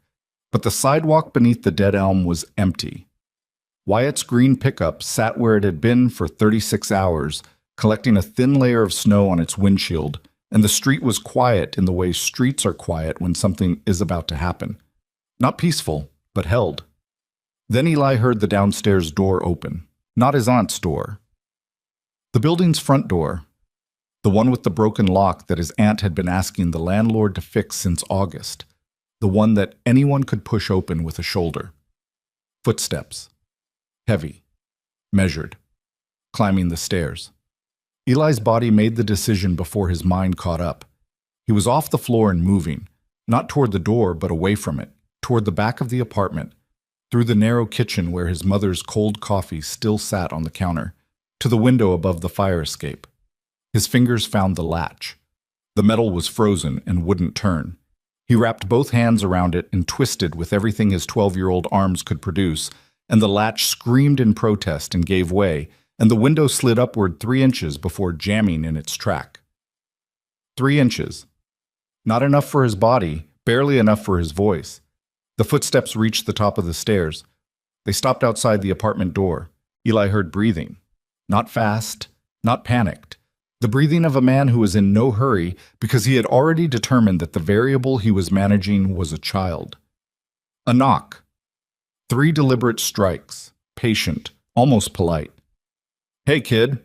The voice was low, conversational, carrying the false warmth of a man who had practiced making threats sound like invitations. "I just want to talk." Eli's hands were shaking. The binoculars clattered against the window frame, and he shoved them into the pocket of his sweatshirt to silence them. He looked at the 3-inch gap in the window. He looked at the fire escape beyond, rusted, narrow, dropping into the alley behind the building where the dumpsters sat, and the stray cats gathered, and nobody ever went because there was nothing there worth going to. "I know you're in there," Borko said through the door. "I saw your light on. It's okay. I'm a friend of the guys across the street. We just need to straighten something out." Eli didn't answer. He gripped the window frame with both hands and pushed upward with his legs, using the leverage of his entire body weight against the jammed track. The window resisted. His sneakers slipped on the linoleum floor. His shoulders burned. The wood groaned. The doorknob rattled. The window shot up 6 inches. Then 8. Then enough. Eli went through the gap head first, the frame scraping his back through 2 layers of sweatshirt, his hands catching the fire escape railing on the other side. The cold hit him like a slap. 20 degrees, maybe less. The wind cutting through his clothes with surgical precision. He didn't have a coat. He didn't have time. Behind him, inside the apartment, he heard the door give way. Not a crash. A click and a push. The sound of a man who knew his way around cheap locks and didn't need force when skill would do. Eli ran down the fire escape. The metal steps were coated with ice, and his wet sneakers found no traction. He half ran, half slid, catching himself on the railing at each landing, his palms burning against the frozen steel. 2 floors. Then the drop ladder at the bottom, the kind that extends with your weight. And Eli grabbed the top rung and swung himself onto it, and the mechanism released with a shriek that echoed through the alley like a scream. He hit the ground hard. His left ankle twisted on a patch of black ice, and the pain shot up his leg like an electric current. He stumbled, caught himself against a dumpster, and looked up. 2 floors above, Borko's shape appeared in the kitchen window. The man's bald head caught the gray afternoon light, and even from this angle, Eli could see him calculating distance, direction, probability. The calm, mechanical assessment of a man who solved problems for a living. Eli ran. He ran down the alley, limping on the twisted ankle, his breath coming in ragged white bursts that dissolved into the cold before they had time to form. He ran past the dumpsters, past the chain-link fence with the gap at the bottom that the stray cats used, past the vacant lot where broken glass crunched under his sneakers like frozen teeth. He didn't look back. Looking back was a waste of time. The only direction that mattered was forward, and forward meant one thing. Across the street, through the gate, into the clubhouse. He broke the promise in 60 seconds. Eli came through the Iron Vulture's front door at full speed, the momentum carrying him 3 steps past the threshold before his twisted ankle buckled, and he went down on the concrete floor in a heap of frozen limbs and gasping breath. The fall knocked the binoculars from his pocket. They skittered across the floor and stopped against a table leg, cracked lenses facing the ceiling. The room exploded into motion. Dill was at the door first, then Spur, rising from a chair with a speed that contradicted his size. Then Hatchet, then 2 men Eli didn't know by name, all converging on the entrance with the organized urgency of men who had trained themselves to respond to disruption as a unit rather than as individuals. "Kid, hey, kid." Dill's hands were on Eli's shoulders, trying to lift him. "What happened? Are you hurt?" "Borko." The word came out in pieces, broken by breathing, by fear, by the physical reality of a body that had been running on adrenaline and was now running out. "He's at my building. He came to my door. He knows. He knows I'm the one who—" He didn't finish. He didn't need to. Spur was already moving toward the door, and the look on the big man's mismatched eyes was something Eli had never seen. Not anger, not panic, but a cold, focused intensity that rearranged his entire face into the architecture of a man who had spent years in places where hesitation was measured in body counts. "Dill, lock the gate. Hatchet, call Deacon. Now." "Deacon's at Roach's place. They're working on the signal trace. Then get him here. Tell him the kid's compromised." Eli sat on the floor with his back against a table leg and his ankle throbbing with each heartbeat, and the terrible, exhilarating weight of that word settling over him like a blanket made of lead. Compromised. The same word Deacon had used about the clubhouse. Now it applied to Eli. He was no longer an observer, no longer a witness sitting safely across the street behind glass and binoculars and the thin fiction of anonymity. He was a target. Spur crouched in front of him. "Did he touch you?" "No, I went out the fire escape before he got in." "He got into your apartment?" Eli nodded. Spur's jaw tightened. He looked at the men behind him. Something passed between them. Not words, but a communal shift. A collective crossing of a line that Eli felt even without understanding its full implications. A man had entered a child's home. Whatever restraint the Iron Vultures had been exercising, whatever discipline Deacon had imposed, whatever commitment to process and evidence and letting the system work, all of it was now being weighed against the image of a bald man standing in a 12-year-old's kitchen with the door forced open behind him.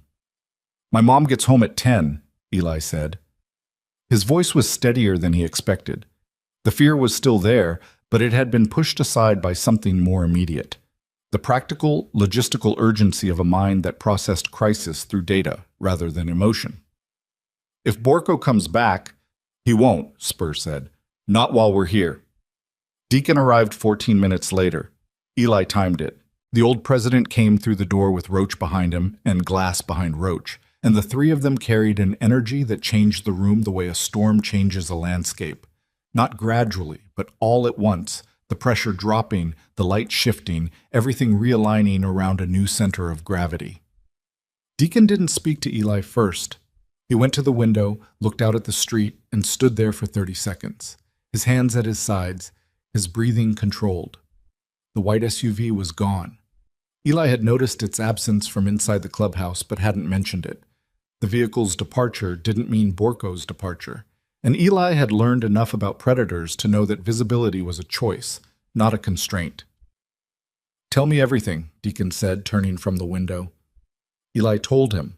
The white SUV, Borko looking at his window, the footsteps on the stairs, the voice through the door, the escape down the fire escape, the twisted ankle. He told it the way he always told things, chronologically, precisely, with the observational detail of a court transcript and the emotional flatness of a boy who had learned that facts were taken more seriously when they weren't wrapped in feelings. Deacon listened without interrupting. When Eli finished, the president pulled a chair close and sat down, bringing himself to Eli's level, not looming, not towering, positioning his body as an equal rather than an authority. "You did right," Deacon said. "Coming here. That was the right call. I promised my mom I wouldn't. I know, and I know what that costs you, but you're safe here. That's what matters right now." "She's at work. She doesn't know he was in our apartment." Deacon looked at Roach. The sergeant-at-arms nodded once, a nod that contained an entire conversation, and pulled out his phone and stepped to the far side of the room. "We'll handle your mom," Deacon said. "Glass, what did you find on the signal trace?" Glass dropped a canvas bag on the table. From it, he produced a device Eli didn't recognize. Rectangular, matte gray, covered in ports, and a small antenna, with a screen that glowed green in the dim light. The cameras transmit to a repeater mounted on the power pole behind the pharmacy on Route 11. From there, the signal bounces to a receiving unit. I traced it to a location 3 miles north. An address? Industrial Park off Millstone Road, Unit 7, storage facility. I drove past but didn't stop. There's a box truck parked outside, white commercial plates, and a motorcycle in the open bay. The room went still. "What kind of motorcycle?" Cade's voice came from the back of the room. Eli hadn't seen him arrive. The vice president stood in the shadow by the hallway door, leaning against the frame, his arms crossed over his chest. He looked like he hadn't slept. His eyes were recessed, darkened, set deep in a face that had aged 5 years in 2 days. But his voice was steady. The cold precision from yesterday had settled into something permanent, a new operating temperature, stripped of heat, efficient and unyielding. Glass looked at him. Black, custom, could be a road king. I was too far to confirm. Cade pushed off the doorframe. He walked to the table and stood over the canvas bag and the signal tracing device and looked down at them with an expression that Eli would remember for the rest of his life. Not rage, not grief, but the absolute devastating clarity of a man who had passed through both and come out the other side into something quieter and more dangerous than either. "Then we go," Cade said. "We call the police," Deacon said. "And tell them what? That we found a hidden camera in our clubhouse and traced the signal using equipment a civilian isn't supposed to own? They'll impound Glass's gear, spend 3 weeks processing paperwork, and by the time they get a warrant, the storage unit will be empty and Borko will be in another state." "Cade, this man came to a child's home." Cade's voice didn't rise. It descended, lower, denser, compressed into a frequency that vibrated in the floor. He climbed the stairs and broke the lock and stood outside a 12-year-old's bedroom door. In what world do we call the police and wait? The question hung in the air. Eli watched it land on each man differently. Dill by the door shifting his weight, his young face caught between the prospect's obligation to follow orders and the human impulse to act. Hatchet, with his gravel voice and his bitten nails, nodding slowly, the nod of a man who had stopped believing in systems long before this conversation. Spur by the window, his mismatched eyes moving between Deacon and Cade, weighing authority against necessity. Deacon stood. He was shorter than Cade by 2 inches, but wider by a foot, and when the two men faced each other across the table, the tension between them was architectural. Two load-bearing structures pushing against each other, neither willing to give. The building they'd constructed together groaning under the strain. "We go to the storage unit," Deacon said slowly. "We confirm the bike. We document everything. Photographs, video, GPS coordinates. And then we call the police with evidence they can't ignore and a location they can act on immediately. We don't touch Wyatt. We don't touch Borko. We get the proof and we let the law finish it. And if they're there when we arrive, then we hold, we watch, we wait. The same way that kid across the street watched and waited until he had enough to walk through our door. We do it his way." Deacon looked at Eli. The boy on the floor with the swollen ankle and the cracked binoculars and the notebook under a pillow in an apartment that was no longer safe. The boy whose way, watching, recording, telling the truth to people who didn't want to hear it, had brought them here. Cade followed Deacon's gaze. Something moved behind his eyes, a tectonic shift, plates of anger and grief and guilt, sliding against each other and settling, not comfortably, but into a configuration that could hold weight. "His way," Cade said. The words came out rough, scraped against the inside of his throat like gravel through a pipe. But he said them, and Eli heard in those two syllables something that no adult had ever given him before. The acknowledgement that his way, the quiet way, the watching way, the way of a boy who had been invisible for 12 years, was not just valid, but valuable, worth following, worth fighting for. "Roach glass spur G with me," Deacon said. "Cade, you ride with Roach. Hatchet, you stay here with the kid. Nobody in or out until we call." "I'm going," Cade said. "I know you are. That's why you're riding with Roach, because Roach will stop you from doing something you can't undo." Cade and Roach exchanged a look that carried 15 years of brotherhood in a single glance. The mutual recognition of two men who had kept each other from the edge more times than either could count, who understood that the function of a brother was not to agree, but to hold. "Move," Deacon said. They moved. 4 men through the side door into the December darkness. Eli heard the engine start. 1, 2, 3, 4.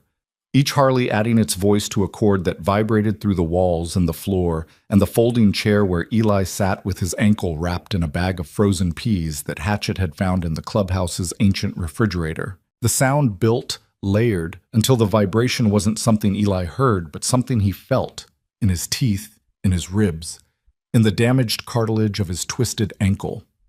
Then the engines rolled, one after another, out of the parking lot and down Garfield Street, their headlights cutting twin lines through the falling snow.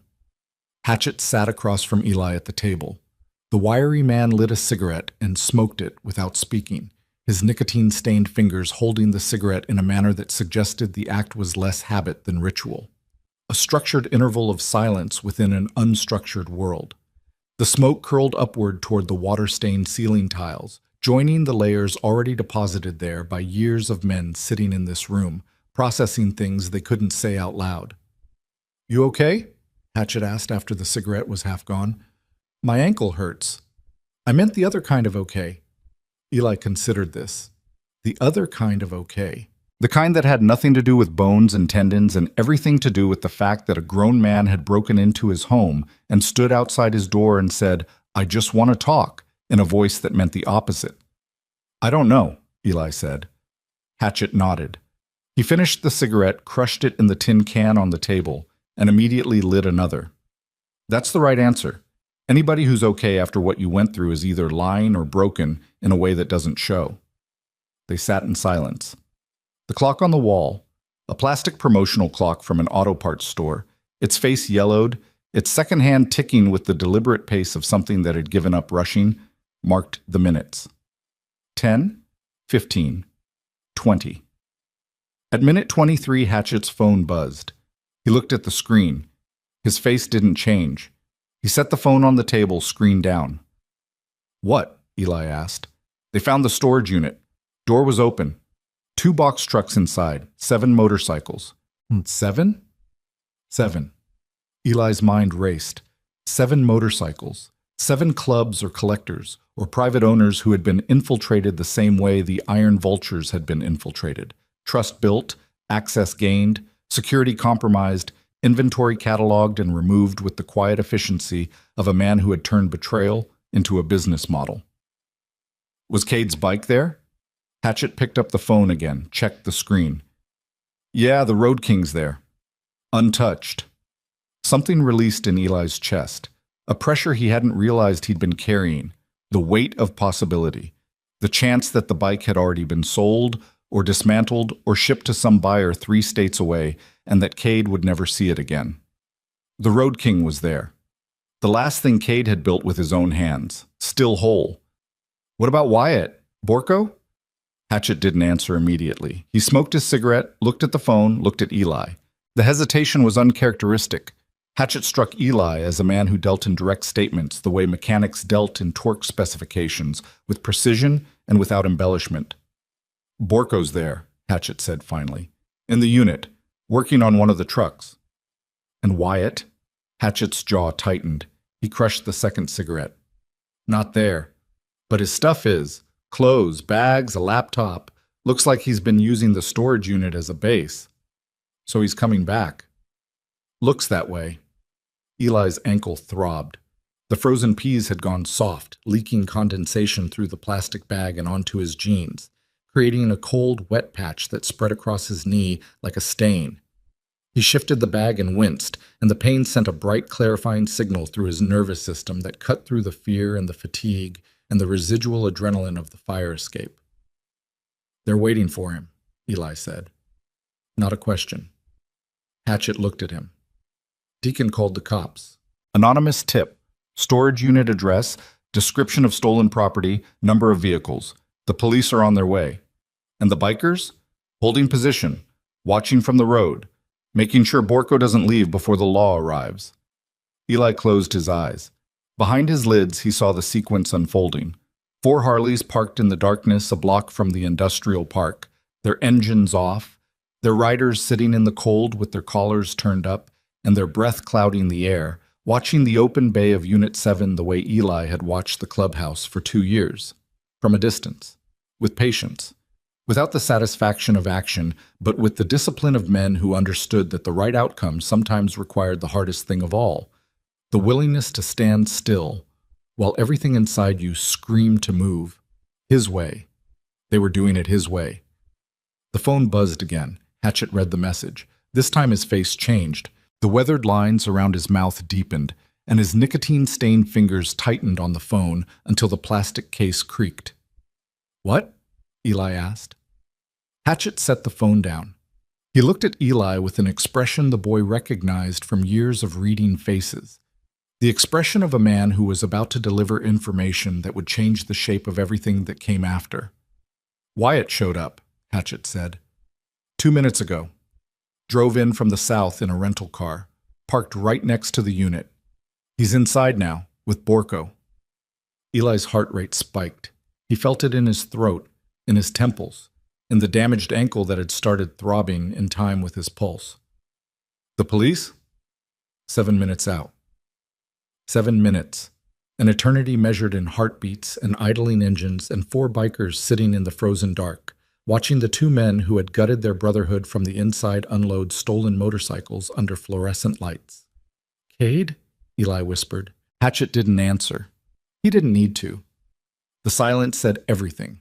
That somewhere in the darkness outside a storage facility 3 miles north, a combat veteran with empty hands and a full heart was sitting on the back of a borrowed Harley, staring at the man who had carried him across a kill zone and then used that debt to steal everything he had. 7 minutes. Eli counted every second. At minute 3, the phone buzzed. Hatchet read it. His face went gray. Cade got off the bike. What?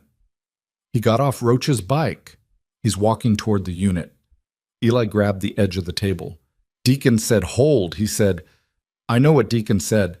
Hatchet was already standing, already moving toward the door, his body responding to information his mind was still processing. Roach went after him. Deacon and Glass are holding the perimeter. The police are 4 minutes out. 4 minutes. And Cade Mercer was walking through the snow toward a lit storage bay where 2 men and 7 stolen motorcycles waited. And Eli knew with the absolute bone-level certainty of a boy who had spent his entire life watching people, that Cade wasn't walking toward confrontation. He was walking toward an answer. The answer to the question he hadn't been able to ask since the moment Glass said the name Wyatt Cross and the room went silent. Not why, not how, but the question underneath those questions, the one that had been burning in Cade's chest since a desert road and a burning vehicle and 60 yards of open ground under fire. Did any of it mean anything? The rescue, the bond, the years between then and now. Was any of it real, or had Wyatt Cross been performing brotherhood the way a con man performs sincerity, with enough skill to fool everyone, including the man who owed him his life? Eli sat in the clubhouse with his swollen ankle and his cracked binoculars and his broken promise, and waited for the phone to tell him what happened when a man who had been betrayed by everything he believed in walked into a room and asked the only question that mattered. The phone didn't buzz for 2 minutes. Those 2 minutes were the longest Eli had ever experienced. He counted each second, 120 of them, and each one carried the weight of everything he didn't know. Whether Cade had reached the bay, whether Wyatt had seen him coming, whether Roach had caught up, whether the police sirens were audible yet over the wind and the snow and the silence of an industrial park at night. Then the phone lit up. Not a buzz, a call. Hatchet answered, listened for 10 seconds, and the transformation that crossed his face was something Eli would carry in his memory, like a photograph. The sudden, violent release of tension, the muscles around his eyes and mouth letting go all at once, the exhale that came from somewhere deeper than his lungs. "They got them," Hatchet said. Eli's hands unclenched. He hadn't realized they'd been clenched. Police rolled in just as Cade reached the bay. Roach was 10 steps behind him. The cops found Borko and Wyatt standing next to 7 motorcycles with serial numbers that matched theft reports from 4 states. Borko tried to run, didn't get far. Ice in the parking lot. Went down hard. And Wyatt? Hatchet paused. He held the phone against his chest. Wyatt didn't run. He saw Cade and he just stopped. Stood there. The cops had to walk around both of them to get to the bikes because neither one moved. Did Cade say anything to him?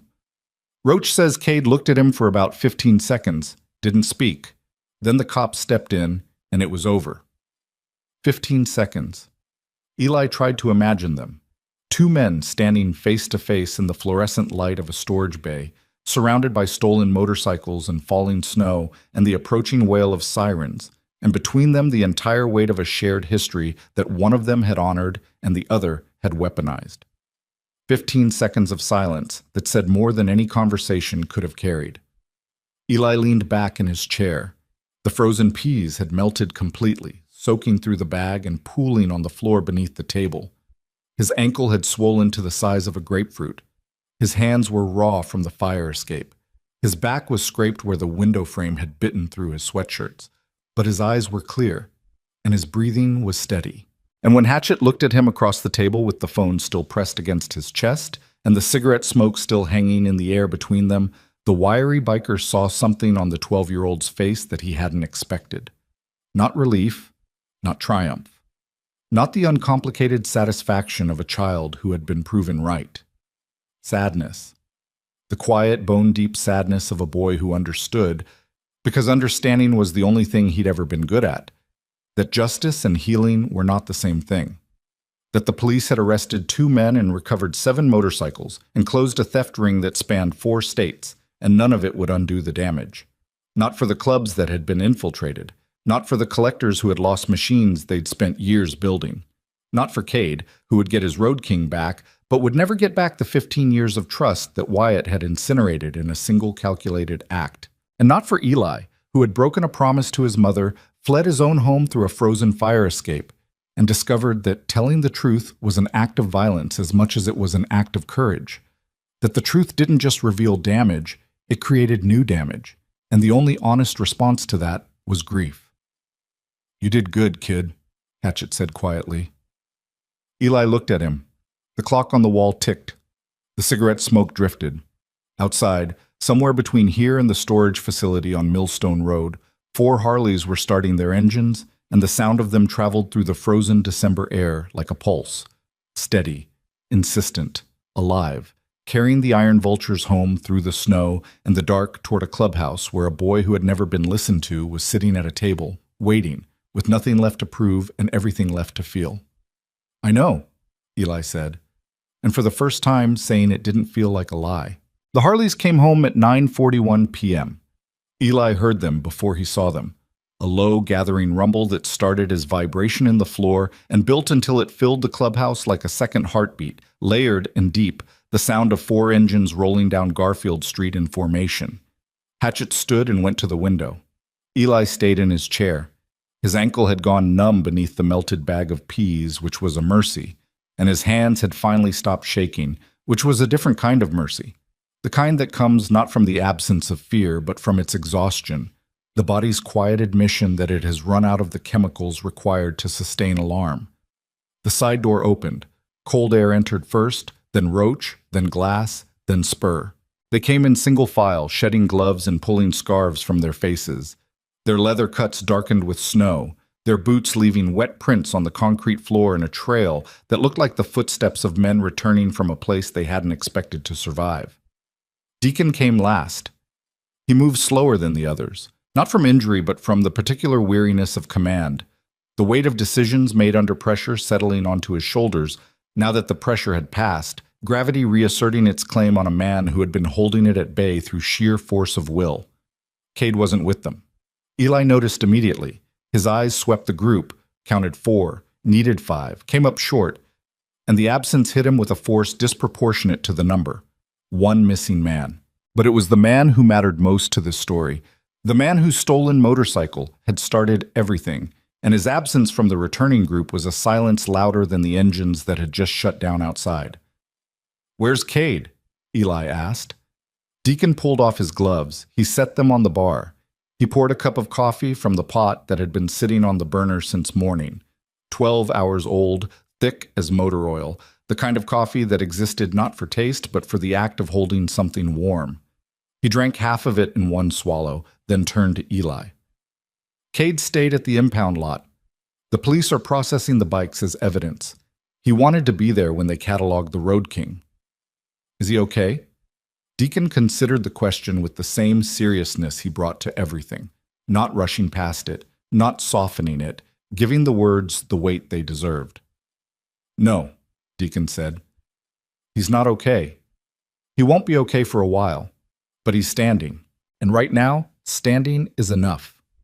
Glass dropped into a chair at the table and began disassembling his signal tracing equipment with the methodical care of a man putting tools away for what he hoped would be the last time. His hands moved with precision, disconnecting cables, wrapping antennas, securing the matte gray box in its canvas bag. And Eli watched him the way he watched everything, cataloging the movements, reading the story they told. Glass's hands were steady. Whatever had been shaking in them earlier was gone, replaced by the calm that comes after crisis, the particular stillness of a body that has burned through its reserves and found something quieter underneath. "Kid needs a doctor for that ankle," Spur said from the doorway. He hadn't fully entered the room. He stood with one boot inside and one on the step outside, as if he wasn't ready to commit to being indoors, as if part of him was still at the storage facility, still watching, still waiting for a threat that had already been neutralized. "I'm fine," Eli said.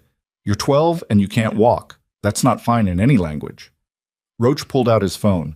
"I'll call the urgent care on Route 11. They're open until 11. "My mom," Eli said. The words came out with a weight that surprised him.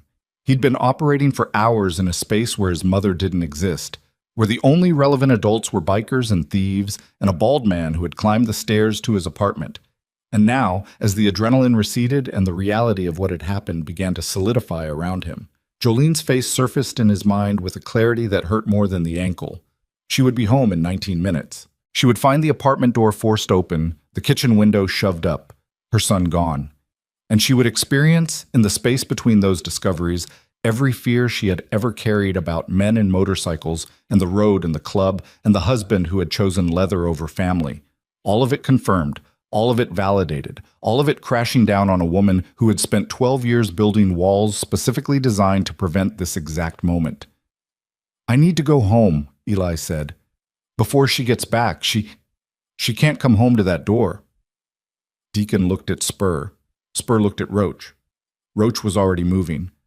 "I'll handle the door," Roach said. "Got tools in my saddlebag. 20 minutes. It'll look like nothing happened." "I'll take the kid home," Spur said. "Get him upstairs. Get the window closed. Get the apartment straight." "And the ankle?" Deacon asked. "Tell his mom he slipped on the ice outside. It's not even a lie. There's ice on every sidewalk in this town." Deacon looked at Eli. The look contained a question that wasn't about logistics or alibis or emergency medicine. It was about the nature of what they were offering, a conspiracy of protection, a coordinated effort to shield a 12-year-old boy from the consequences of his own courage, built on the same foundation of loyalty and silence that defined everything the Iron Vultures did. "Is that what you want?" Deacon asked. "Or do you want to tell her the truth?" Eli thought about this. He thought about the notebook under his pillow, the meticulous record of observations, timestamps, physical descriptions, the entire architecture of truth that he had built because truth was the only currency he owned. He thought about Cade's face when Glass said the name Wyatt Cross. He thought about the look in his mother's eyes when she'd said, "Promise me." "Fix the door," Eli said. "I'll tell her the truth when I'm ready, but not tonight." "Tonight she needs to come home and find everything the way she left it." Deacon nodded. Not approval, acknowledgement. The recognition that Eli had earned the right to manage his own truth on his own timeline, and that the men in this room would respect that right, even if they didn't fully agree with the decision. They moved fast. Roach crossed the street with a tool bag and was inside the duplex before Eli had gotten his coat on. Or rather, before Spur had draped a coat over Eli's shoulders, because Eli didn't have a coat. He'd run out of his apartment in 2 sweatshirts and wet sneakers, and the coat Spur gave him was a heavy canvas work jacket that hung past Eli's knees and smelled like dog and motor oil, and the particular warmth of a man who generated heat like a furnace and distributed it without thinking. Spur carried Eli across the street. Not asked, carried, scooped him up with one arm under his knees and the other behind his back, the way you carry a child who has fallen asleep in a car, and Eli was too tired and too hurt and too hollowed out by the day's events to protest. He let himself be carried. He let his head rest against Spur's shoulder. He let the big man's steady heartbeat fill his ear as they crossed Garfield Street in the snow, and for 30 seconds, the time it took to cover the distance between the clubhouse and the duplex, Eli experienced something he had no memory of ever experiencing before. The feeling of being held by someone who wasn't going to drop him. Roach had already fixed the door. The lock was replaced, the frame repaired, the splinters swept into a dustpan and deposited in the trash. The kitchen window was closed and relatched. The apartment looked exactly the way Jolene had left it that morning. Coffee mug on the counter, lights off, the particular stillness of a space waiting for its occupant to return. Spur set Eli on his bed. He wrapped the ankle in a compression bandage from a first aid kit he'd brought from the clubhouse, his thick fingers working with a gentleness that seemed impossible given their size. The precision of a combat medic who had spent years treating wounds under conditions that required both speed and care, and who had carried those skills into civilian life like a tool he couldn't put down. "Ice it tonight," Spur said. "Stay off it tomorrow. If it's still swollen in 2 days, you need an X-ray."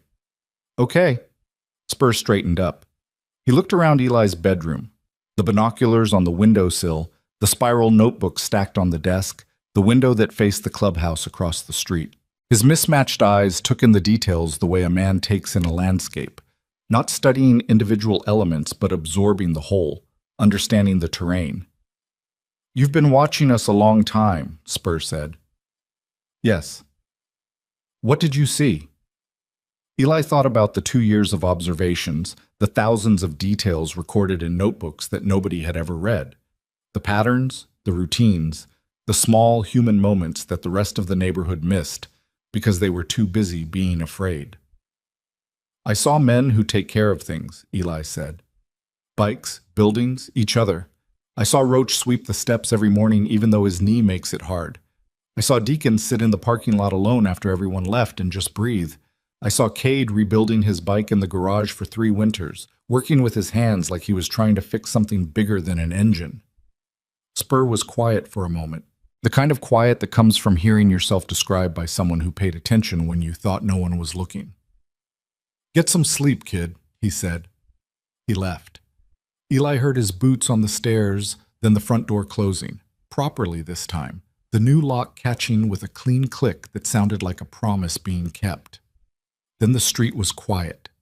The snow continued to fall, and Eli lay in his bed with his ankle wrapped and Spurs' canvas jacket still draped over his shoulders, and the notebook under his pillow, and the binoculars on the windowsill, and he waited for his mother. Jolene came home at 10:07 p.m.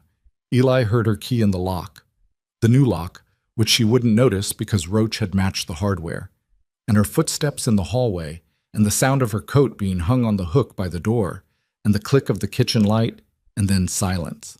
The silence of a woman standing in her kitchen, holding still, reading the room the way prey animals read a clearing, checking for disturbance, for anomaly, for the subtle signs that something had entered and left. She found nothing. Roach's work was precise.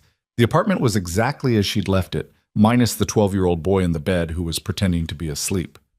Jolene came to his doorway. She stood there for a long time. Eli kept his eyes closed, his breathing measured, performing sleep with the same attention to detail he brought to everything. He heard her breathing. He heard the particular quality of her silence. Not empty, not hostile, but searching. The silence of a mother standing over her child in the dark, looking for damage she couldn't name. She went to bed. The apartment settled into its nighttime sounds, the heating vents ticking, the refrigerator humming, his aunt's television murmuring through the floor. Eli opened his eyes. Through the window, the clubhouse was dark.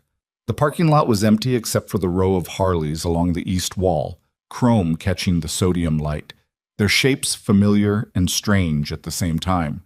The same motorcycles Eli had cataloged 100 times, but different now, because Eli was different now. And the distance between his window and the building across the street had collapsed into something that could never be reestablished. He slept. Not well, but deeply. The sleep of a body that had used everything it had and needed time in the dark to rebuild. 3 days passed.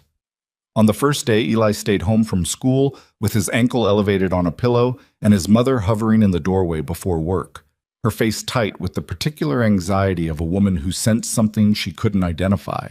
She brought him soup from a can and crackers from a box, and the small portable television from the kitchen, and she stood in the doorway too long, looking at him before she left. Eli watched her go and felt the weight of the truth he was carrying settle deeper into his chest, compressing against his ribs like something growing roots. On the second day, the swelling in his ankle went down. He could walk on it, carefully, with a limp that would take another week to disappear. He sat at his window and watched the clubhouse. The garage door stayed closed. The cameras, he assumed, were still running, still blinking their green lights in an empty garage, transmitting images of nothing to a server that would never be checked again, because the men who had built the operation were in county lockup waiting for arraignment. On the third day, Eli was sitting at the kitchen table eating cereal when someone knocked on the front door. Not the way Borko had knocked. Deliberate, predatory, loaded with false warmth. This was different. 2 knocks, light, almost apologetic. Eli opened the door. Cade Mercer stood on the landing. He looked like a man who had walked through a fire and come out the other side. Not unburned, but alive. The damage visible in the new lines around his eyes and the deeper set of his jaw and the way he held his shoulders slightly lowered, the posture of someone who had set down something heavy and hadn't yet adjusted to the absence of its weight. He was holding a box. "Can I come in?" Cade asked. Eli stepped aside. Cade entered the apartment the way he entered every room, carefully, reading the space, cataloging the exits. His eyes moved across the kitchen, the hallway, the window above the fire escape that Eli had climbed through 3 days ago. He didn't comment on any of it. He set the box on the kitchen table next to Eli's cereal bowl and stood with his hands at his sides. "I owe you something," Cade said. Eli looked at the box. It was a shoebox set, old, creased, the brand name faded but still legible on the side. "Open it," Cade said. Eli lifted the lid. Inside, sitting on a bed of tissue paper, was a pair of binoculars. Not new, not the kind you'd buy at a sporting goods store, with a credit card and a gift receipt. These were quality optics, heavy in the hand, the rubber grip worn smooth by years of use but the lenses clear and sharp, the focusing ring turning with a precision that made Eli's breath catch. Military specification. The kind of glass that turned distance into detail and made the invisible visible. Those got me through 2 tours, Cade said. Carried them in every vehicle, every patrol, every night watch. They're the only piece of equipment I brought home that I didn't want to burn. Eli held the binoculars. They were warm from Cade's hands. The weight of them was different from his grandfather's pair. Heavier, denser. The weight of something built to survive conditions that would destroy anything less. I can't take these, Eli said. You already did. The moment you looked through those cracked lenses and saw what none of us could see, you earned them. I'm just making it official. Eli raised the binoculars to his eyes. The apartment kitchen jumped into focus.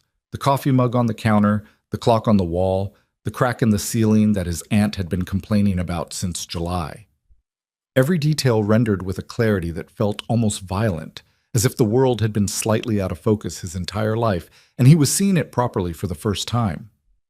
He lowered them. Cade was watching him with an expression that Eli recognized but had never experienced from this direction. The look of a man watching someone receive something they deserved. The particular satisfaction of a debt being paid not in currency, but in recognition. "How's the ankle?" Cade asked. "Better? I can walk on it." "Good." Cade paused. He looked at the kitchen. The cold coffee, the dim light, the particular emptiness of a space inhabited by people who had learned to take up as little room as possible. "Your mom home?" "At work." Cade nodded. He reached into his jacket pocket and produced a folded piece of paper. He set it on the table next to the shoebox. "That's my number. Deacon's number. Roach's. Spurs. If anyone comes to this door, anyone, you call. Day or night. Doesn't matter. Borko's in jail. Borko had a network. We don't know how deep it goes. Until the trial's done and the books are closed, you have eyes on you. Ours." Eli looked at the folded paper. 4 phone numbers. A lifeline written in the blocky handwriting of a man whose hands were better suited to wrenches than pens. "There's something else," Cade said. He pulled out a chair and sat down. The first time he'd sat in Eli's apartment.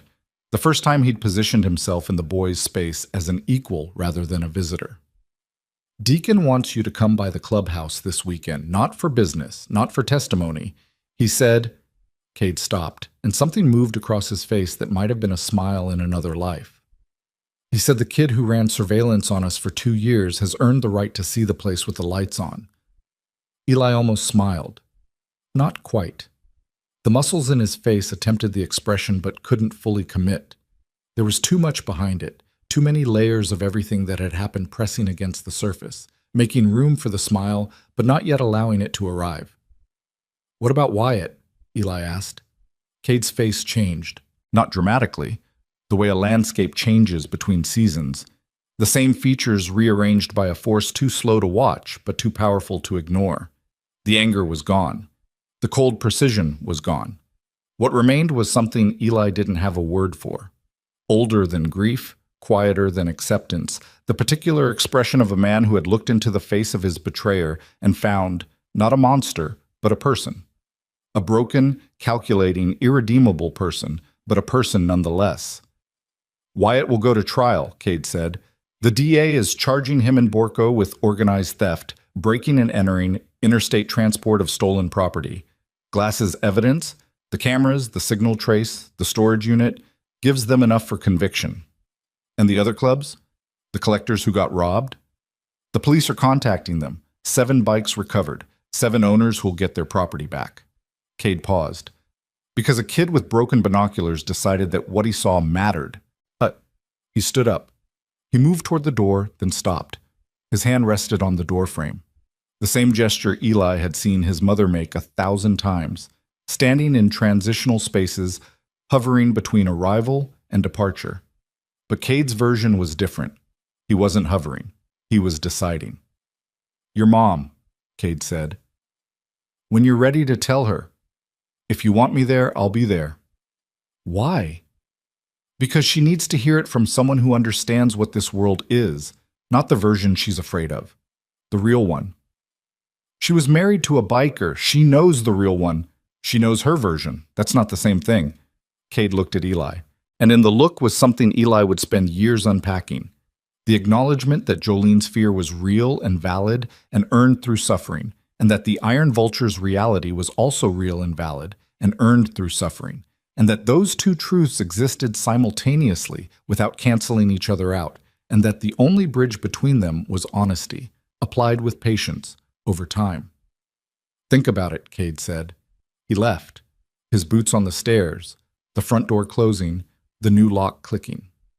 Then silence, and Eli sitting alone at the kitchen table with a pair of military binoculars and a piece of paper with 4 phone numbers and a bowl of cereal going soggy and milk that had gone warm. That Saturday, Eli crossed Garfield Street for the 3rd time. This time he wasn't carrying a notebook full of evidence. This time he wasn't running from a man who'd broken into his home. This time he walked, slowly, still limping, wearing Spur's canvas jacket because his mother hadn't bought him a new coat yet, and the jacket fit him like a tent but kept the wind out, which was all any coat needed to do. The gate was open. Dill stood beside it, and when Eli approached, the prospect did something Eli didn't expect. He stepped aside and nodded, a small, formal gesture of acknowledgement that carried more weight than any greeting could have. The clubhouse was different in daylight, with the lights on and the door open. Warmer. The wood-paneled walls glowed amber. The bar along the far side was clean, the bottles arranged, the coffee maker producing something that actually smelled good. The pool table had been refelted, green now instead of the torn gray Eli had seen on his first visit. The photographs on the wall caught the light differently when you could see them properly. Not just shapes, but faces. Not just history, but people. 7 men were inside. They didn't make a fuss. No ceremony, no speeches, no awkward attempts to treat a 12-year-old like an adult. They were just there, drinking coffee, talking quietly, working on things. Roach was at a table cleaning a set of spark plugs with a rag that had been cleaned 3 engines ago. Glass was at the bar reading something on his phone, his scar less severe in the warm light, almost invisible unless you knew to look for it. Hatchet sat in a corner smoking, his nicotine-stained fingers wrapped around a mug, his gravel voice murmuring to Spur about something mechanical and unimportant. Deacon met Eli at the door. The president extended his hand, not downward, not the condescending reach of an adult accommodating a child's height, but straight out, horizontal, the way men shake hands when they recognize each other as equals, regardless of age or size, or the number of years separating them. Eli shook it. Deacon's grip was firm but not crushing, controlled, deliberate, communicating respect through pressure and duration, 3 seconds of contact that transmitted more than any speech could carry. "Welcome," Deacon said. That was all. 1 word.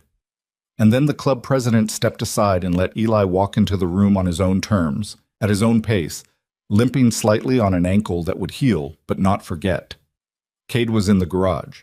Eli found him there, standing next to the Road King, which had been returned from the impound lot the day before. The motorcycle sat in the first bay under the fluorescent lights, its flat black paint gleaming, its hand-stitched leather seat unmarked, its engine untouched. 7 stolen motorcycles had been recovered from that storage unit, and every one of them had been returned to its owner, and the Road King was home. Cade was running his hand along the gas tank, not checking for damage, touching. The way you touch something you thought you'd lost and can't fully believe you're holding again. His fingers moved over the metal with the careful reverence of a man relearning the shape of something that had been part of him so long it had become invisible, and losing it had made it visible again, and now every curve and weld and imperfection was precious in a way it hadn't been before. "She's okay," Cade said without looking up. "I know. Not a scratch. I know." Cade straightened up. He looked at Eli, and then he did something Eli had never seen him do in 2 years of watching through binoculars. He smiled. Not a big smile. Not the kind that rearranges a face or lights up a room. A small, damaged smile. The smile of a man who had been to the bottom and found, not hope exactly, but the raw material from which hope could eventually be reconstructed. "Come on," Cade said. "Spur brought donuts. If you don't get in there soon, Roach will eat every last one." They walked back into the clubhouse together. Cade shortened his stride to match Eli's limp, and neither of them mentioned it. And the gesture was so small and so automatic that it could have been mistaken for coincidence by anyone who wasn't paying attention. But Eli was always paying attention, and he recognized in that adjusted stride the fundamental grammar of the iron vultures, the language of men who protected not through declarations or grand gestures, but through the accumulation of small, consistent, almost invisible acts of care. Eli ate a donut. He sat at the table with 7 men who wore leather cuts and carried scars and drank bad coffee and spoke in the shorthand of people who had earned the right to leave words out. Nobody asked him to perform gratitude. Nobody made him retell the story. Nobody treated him as a mascot or a curiosity or a project. They treated him as someone who was there, present, counted, seen. Glass handed Eli a cup of hot chocolate, made the same way as before. Too much powder, not enough water, slightly gritty, exactly right. Deacon reached under the bar and produced something flat and dark. He set it on the table in front of Eli. A cap. Black, embroidered, the iron vulture's sigil stitched across the front. The vulture with its wings spread, its talons gripping something invisible. Its eyes that Eli now understood weren't empty, but watchful. Not a patch, Deacon said. Not membership, not a promise of anything you're not ready for. Then what is it? Proof that you were here, that you mattered, that a 12-year-old kid with a pair of busted binoculars did what a building full of grown men couldn't do. He watched, he remembered, and he told the truth when it was the hardest thing in the world to do. Eli picked up the cap. The fabric was stiff, new, the embroidery sharp against his fingertips. He put it on. It was too big. It sat low on his forehead, covering his eyebrows, making him look even younger and smaller than he was. But the weight of it felt right. The weight of something given, not earned through suffering, but through the stubborn, relentless act of paying attention in a world that rewarded looking away. He adjusted the brim. He looked up. 7 faces looked back at him. Not smiling, not solemn, present. The particular expression of men who had been through enough to know that the most important moments don't announce themselves, they just arrive, quiet and unadorned, and the only appropriate response is to be there when they do. Later, when Eli walked home across Garfield Street with the cap on his head, and the new binoculars in Spur's jacket pocket, and the sound of Harley engines idling behind him, not revving, not roaring, just idling, the mechanical equivalent of a heartbeat at rest, he stopped on the sidewalk in front of his duplex and turned around. The clubhouse sat across the street the way it always had. Low-slung, rusted roof, the hand-painted vulture above the door bleeding into the wood. The parking lot was full. Chrome caught the December sunlight. Smoke rose from inside. Cigarette smoke, coffee steam, the accumulated warmth of men occupying a space they had built because nobody else had built one for them. Eli raised the new binoculars. The military optics turned the world into something crystalline, every detail sharp, every shadow defined, the distance between here and there collapsing into something that felt less like space and more like connection. Through the lenses, he could see the window of the clubhouse, and through the window, he could see Cade, sitting at the table with his palms flat on the surface, fingers spread, holding himself in place. But the posture was different now. Not containment, not compression, not a man keeping himself from flying apart. Rest. A man at rest. Eli lowered the binoculars. He went inside. He climbed the stairs to the apartment where his mother would be home in 8 hours, where the new lock held firm, where the kitchen window was closed and the coffee mug on the counter was cold, and the ceiling crack was still spreading and none of it was fixed, but all of it was his. He sat on his bed. He opened the notebook. He turned to the last entry, I mattered today. And below it, in handwriting that was steadier than it had been 3 days ago, he wrote 2 words. Still do. He closed the notebook. He set it on the desk next to the stack of filled volumes. 2 years of observations, thousands of details. The entire record of a boy who had survived invisibility by turning it into a skill, and then, when the moment demanded it, had traded that invisibility for something harder and more frightening and infinitely more valuable. A voice. Outside, the Harleys rumbled, not as sounds of danger, Not as warnings or threats or the aggressive territorial announcements that the neighbors heard and crossed the street to avoid. To Eli, they were something else entirely. They were the sound of men who had been broken and rebuilt, who carried their damage openly and without apology, who had looked at a 12-year-old boy in wet sneakers and a too-thin coat and seen not a child to dismiss but a person to protect. They were the heartbeat of a brotherhood that had almost been destroyed by trust and had been saved, in the end, by truth. And through the window, through military-grade lenses that could turn distance into detail and strangers into family, the Iron Vultures clubhouse sat in the December light, battered, imperfect, scarred, and standing, the same as the boy who watched it, the same as every man inside.